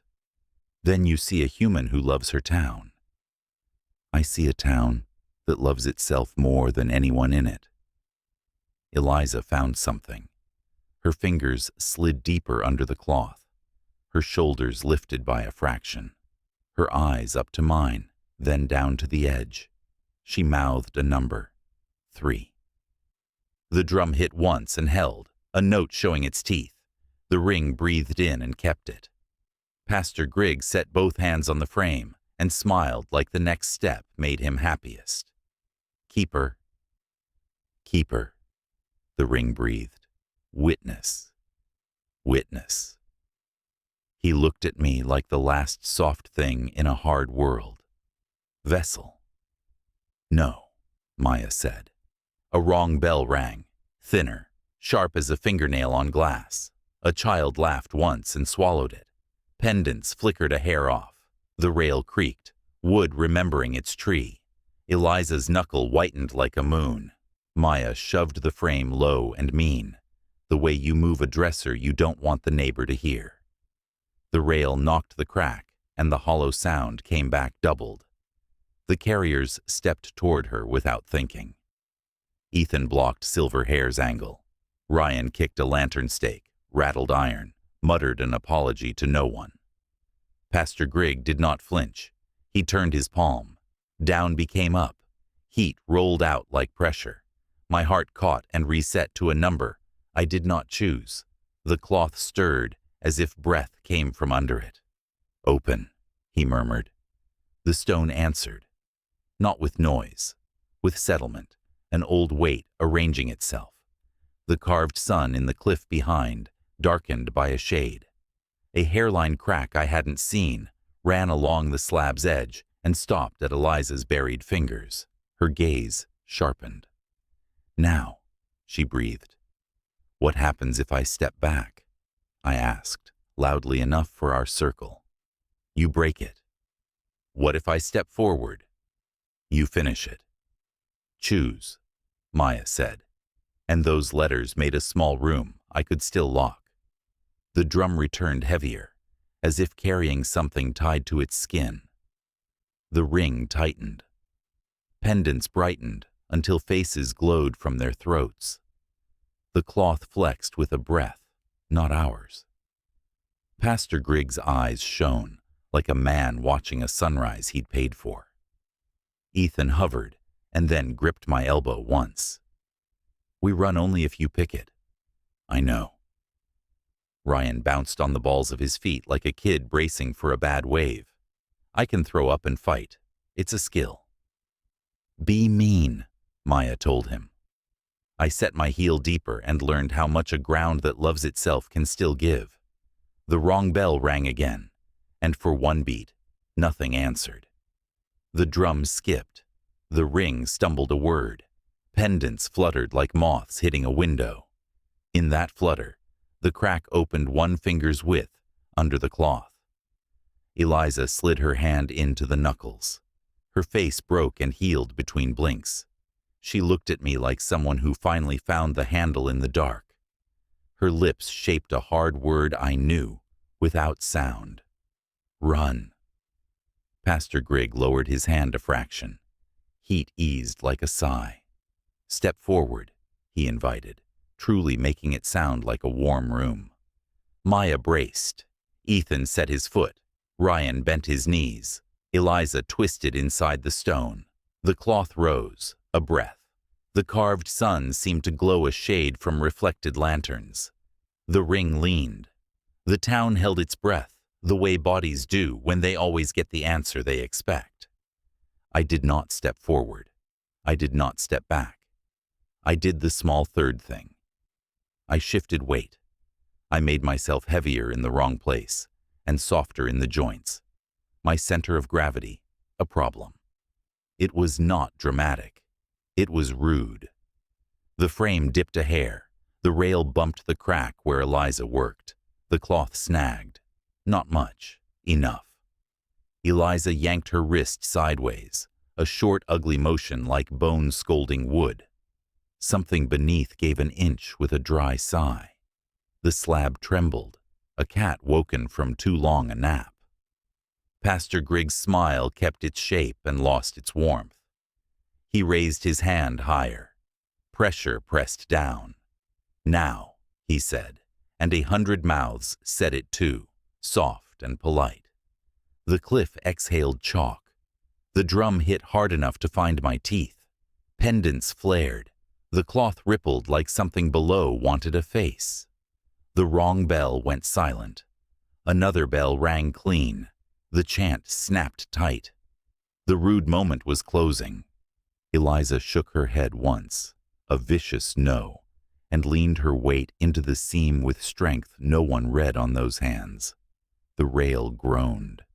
The stone answered in a sound almost too low to hear.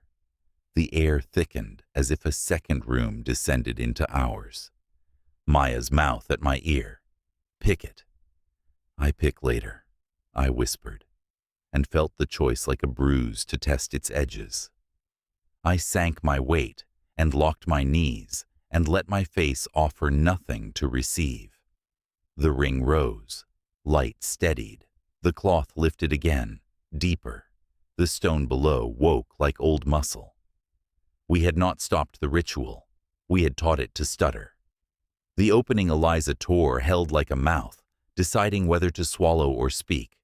The next move would not be small. The air thinned by a careful degree. Pastor Griggs' voice returned tender. "This is the moment." "Not if we break it," Maya answered. Ethan's gaze flicked to me, and I felt his plan rearranged to hold whatever I did. Ryan kept his hands open so he could catch what fell.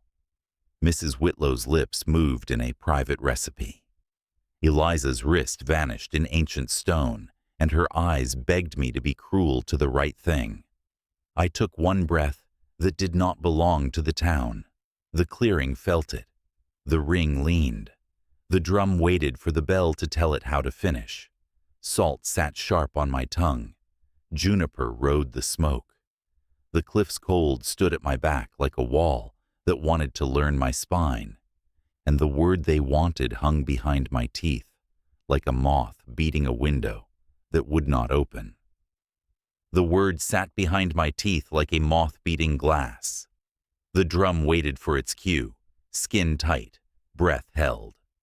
The cloth over the slab lifted a fraction and fell, like a chest teasing a breath. Eliza's wrist twisted deeper under that edge she'd found, knuckles white. Pastor Griggs' palm hung in the air, patient as gravity. "Step forward." Maya's grip locked on my wrist. "Don't." "I won't." Ethan set his weight against my elbow so I understood where my body belonged.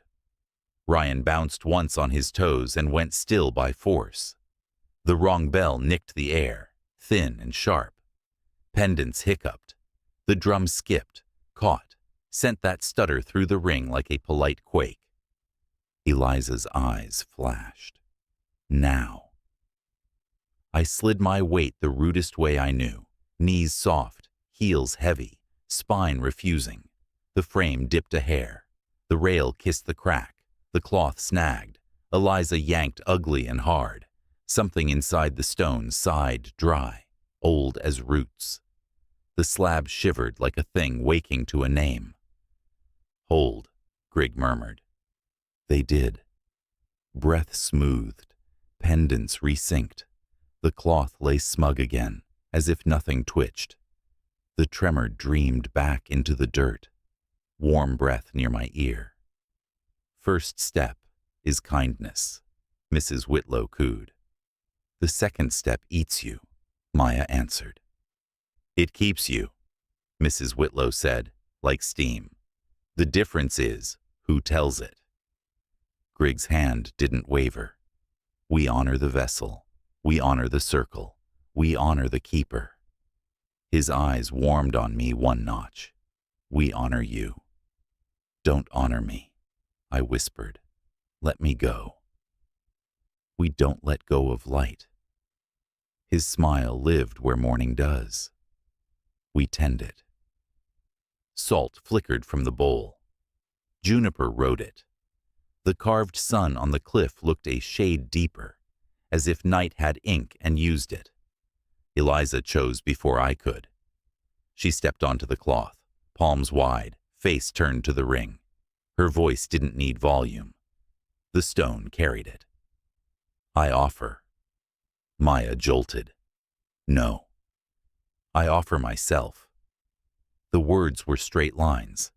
I take the honor. I take the keeping. Griggs' surprise flickered and vanished. Relief slid into its place. Child, he breathed, so brave. Don't you dare, Maya hissed. Ethan's whisper scratched. Unity breaks. We move. Watch faces. Some did shift, a handful. A ripple like a draft in a sealed room. An old man studied his shoes. The bowl paused over a palm. A boy hugged his lantern tight. Get off, I said, one heel forward, the rest of me staying. Eliza, don't. I know the words, she answered without turning. I can carry them. You'll die. We all do. Her chin lifted. Some things starve if they don't eat. Some things stop if they don't get their way. Maya's breath hit my cheek. We tear this down. We don't tear numbers, Ethan murmured. I just swallowed my heart, Ryan muttered. Still here. Grigg raised both hands, palms rising like sunrise. We receive the gift. You receive nothing, Maya snapped. You take. The drum held 3 breaths. The ring inhaled 3. Pendants flared low and steady. The cloth under Eliza's feet rippled, as if something below practiced a face. Don't say your name, I shouted. I know. Don't say any name. Her head turned a fraction. Then say no for me. No. Griggs' voice slid under mine, soft as honey. Yes. The carriers stepped in with care learned from long nights. Mrs. Whitlow drifted close, towel now a shawl, pity glowing like a lamp. Her fingers hovered near Eliza's elbow without touching. You're not alone. I never was. Eliza found my eyes at last. Apology lived there, and a small wild spark this town hadn't earned. Run when they ring 3. They haven't. A bell answered. 1. Pause thin as thread. Another hair off. A third came bright and true, not from the clearing but from the town or the road or wires in wood. Heads bowed by habit. Griggs' hands didn't. In that heartbeat, command and obedience were a finger apart. Now, Maya breathed. We moved through the wrong bell's seam, not into bodies but between them. Shoulders turned, elbows close. Ethan pivoted, turned the silver-haired watcher by a polite bump. Ryan levered a fence lath with a lantern stake. Wood sighed loose like a drawer seeing light. Maya pulled me low, and we slid into a crack that hadn't existed a breath ago. Cliff base, Ethan hissed. Left. The ground chopped to roots and stone and old fire pits. Smoke fell, lanterns swung and faces stretched. I fisted a strip of Maya's hoodie. She caught mine. Ryan stumbled on a stump, swallowed a yelp. Ethan stayed a step right and an inch ahead, eyes cutting for pattern in thicket. The drum slammed itself back into control. The chant clawed for its weave and kept dropping stitches. Stop them, someone cried. No, someone else said, softer, the old self leaking through. Mrs. Whitlow's voice traveled over the clearing like warm water. Let them breathe. Fear runs and returns. It always returns. Claire. Griggs' tone stayed calm, like he owned tomorrow. You will be kept, now or later. No, I said to the air, and gave the night a word that belonged to me. Ferns made black hands along the rock. The carved sun on the cliff burned darker, grooves slick with reflected light. A seam opened where slabs met, shadow deeper than shadow. Eliza had taught me how to see instructions without a voice. "There," I said. "Through," Maya answered. We wedged sideways into the notch, shoulder to stone, breath thin. Cold air funneled through, damp as a mouth. The other side dropped into a bottle-shaped hollow webbed with roots. Ethan slid, caught, turned, hauled me down by the wrist. Ryan came too fast and hit Ethan. Both recovered with a grunt that would have been funny on a different planet. Maya lowered last, then dragged the broken lath over the seam and left it crooked in a way that would fool eyes trained to see what they're told. Above, the ring filled our gap without panic. Griggs' hands held their sky. On the cloth, Eliza stood with palms wide. For one clean second she looked through the crack at me, not pleading, not brave, decided. Her mouth formed one word: go. We went. The hollow squeezed into a laurel throat. Leaves slicked our shoulders. A narrow gully ran with cold trickle, water sliding over iron spikes half sunk across the flow, a memory of traps that failed. Ethan stepped between, tugged me to the same stones. Ryan followed, breath high, and then deliberate. Maya came last with steady boots and counted us like beads. "Left at the fallen hemlock," Ethan said, voice practical. "Moss shows slope." "You can see slope in moss," Ryan wheezed. "Tonight I can." 4 steps swallowed the clearing's light. Sound dulled to a green hush. The drum became a belly noise. Bells rang true again, and air around us tightened like a net drawn quick.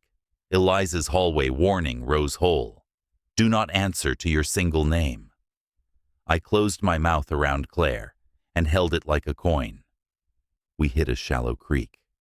The far bank undercut into a fox den, damp and musky. Ethan dropped, splashed, grabbed roots, hauled up, pulled me, then Ryan.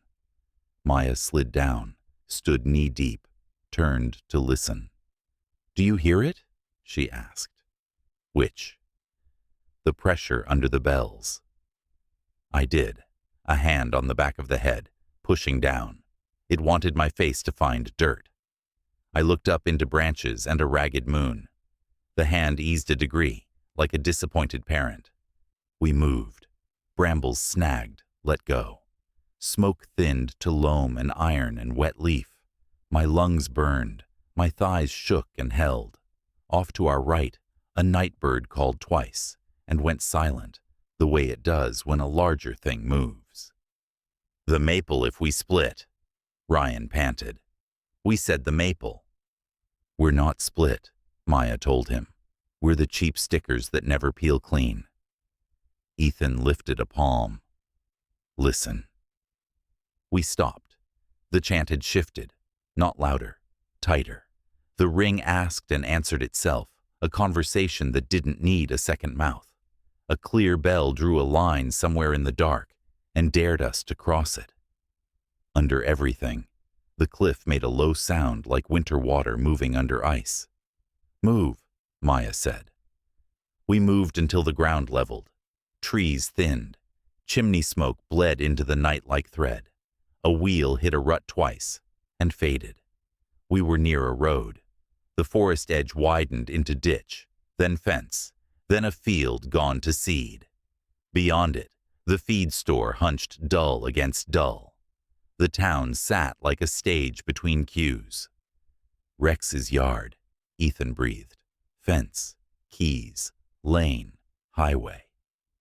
"Car's dead," Ryan said. "Keys are not," Maya answered. Burrs took us his payment. We paid. At the fence, the wire sagged where the old section returned. Ethan lifted it, a gate made of fatigue. We rolled under and crouched behind pallets. Motor oil and hay and dust rubbed our throats. Lantern light crossed the far end of the yard. Hoods drifted between stacks, not hunting, believing in circles. "Office," Ethan said. "Back door." The wired glass wore a reversed open sign. The knob turned, caught. Ethan slid a sliver of metal he shouldn't have owned, jimmied, breathed out, and the latch gave. The room smelled of wood, grease, paper. A desk crouched under a window. Pegboard keys caught street glow. Tags read, Yard 2, Gate, Lift, Church, Whitlow. Maya lifted Yard 2, Gate, Lift. Not picky. "Rex will notice," Ryan whispered. "Rex is singing." We left the door in a soft click, crossed cold gravel, found the gate. The lock turned, like it had been told to agree. Hinges whispered. We stepped into a narrow lane behind the yard, where tire ruts wrote a long memory of leaving. A lone street lamp hummed at the bend, moths scribbling in yellow. The night smelled of oil and leaf and something baked into stone. We didn't talk. Cross lane, slip ditch, find shadow. Bells rang behind, 3 notes that made hair rise on my arms. The drum answered. A breath came from the woods wrong and tasted of dust and caves. "Don't look back," Maya said. I looked back. Beyond the field, the cliff sat up. The split sun across its face glowed with no flame, lines lit like veins full of a new element. The circle flashed once like a coin, catching a last light. Dust lifted, hung still.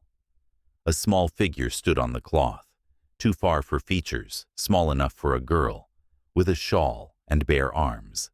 Eliza or the stone, remembering someone. The unseen bell tolled through the half-town and the half-woods and the soft meat of my ears. My name rose toward my mouth from a place that wasn't language. "Don't," Maya said. "Don't answer." "I'm not." "Then run." We ran the lane toward the unremarkable edge of a map that had pretended we weren't on it. Ryan's breath hitched and steadied. Ethan clenched the keys until they marked him. Maya cut air like a blade. I followed the scuffed rhythm of our feet and tried to keep my body a country I still owned. The lane met the feeder road. Past it, a sign listed distances to towns that didn't know us. Headlights smeared, then shaped into a truck that slowed, because 4 shadows had appeared where night didn't expect them. The window rolled. A face peered, lined from mornings, not from Greyhaven. No pendant. A thermos rattled. A lock clicked with a clean kindness. "You all right?" "We need a ride," Maya said. "Where?" "Anywhere not here," Ryan blurted. The driver looked 1 beat too long, the beat where people decide if what they see is theirs. He flipped the lock on the back door too. "Get in." Vinyl, tobacco, plastic, a heater clicking tired, mirrors checked with the briskness of someone used to problems they can name. The truck pulled out slow, warming the road with weight. Trees took Greyhaven and hid it like a secret they'd keep for whoever asked sweetly enough. Bells still traveled the metal and glass, and my ribs like the low note of a train you don't see. "Festival out that way," the driver offered, small talk rummaged from habit. "You folks from that?" "Passing through," Ethan said. "Don't pass too slow." The driver shook his head. "Place gets in your shoes." We watched the dark unwrap into a simpler night. The headlights caught eyes in a ditch, and then nothing. Wires slung along poles, like music staffs. A fox crossed without looking. The heater breathed warmer. Ryan's head tapped glass and came back. I pressed my palm to the hollow where a pendant would hang, and felt cold skin. The heat that had lived there since the first bell thinned but didn't leave. My name sat where breath begins, not heavy, just present. Road signs whispered numbers that belonged to hours that could hold. The driver hummed a tune that believed morning would behave. Behind us, the air shivered. The unseen bell tolled once more, far enough to lie about distance, close enough to tuck into the seams of the truck. It came through the vents and the door and the winter glass. It came through my ribs and sat where I keep yes, weighing it like a coin. Maya rested her head against mine, a touch that asked nothing. You're here. I'm here. Ethan watched the mirrors. We keep moving. Forever, Ryan said, and for once, the word wasn't a joke. Mrs. Whitlow's shawl, Griggs' patient hands, Eliza's small wild no, the stone's breath, the cloth's hunger, the sun carved into rock like a wound that refused to scab. Every piece rode with us, whether invited or not. The split sun still burned behind my eyes when I closed them. I let my lungs fill all the way for the first time since the foyer hum. We didn't save the town. We didn't end its story. We became another sentence in it and left a seam open with one small, ugly motion. Maybe it would heal. Maybe it would follow. Maybe it had learned our names and would call them in other mirrors. Ahead, exit numbers glowed, promising diners and pumps and bells you can see. We aimed for that light. Behind, a cliff wore a symbol that glowed without flame, and a bell that didn't need a tower, counted a number only it loved. I did not answer. I kept my mouth closed around my name and watched the road until it felt like mine, and the sound faded enough to lie. The radio found a song. The driver turned it down like a man who understands quiet. We let it sit between us like a table we could lean on, and the last hum that still knew our bones rode beside us a while, and then slipped into trees, as if it had learned our route and would be waiting if we ever turned back.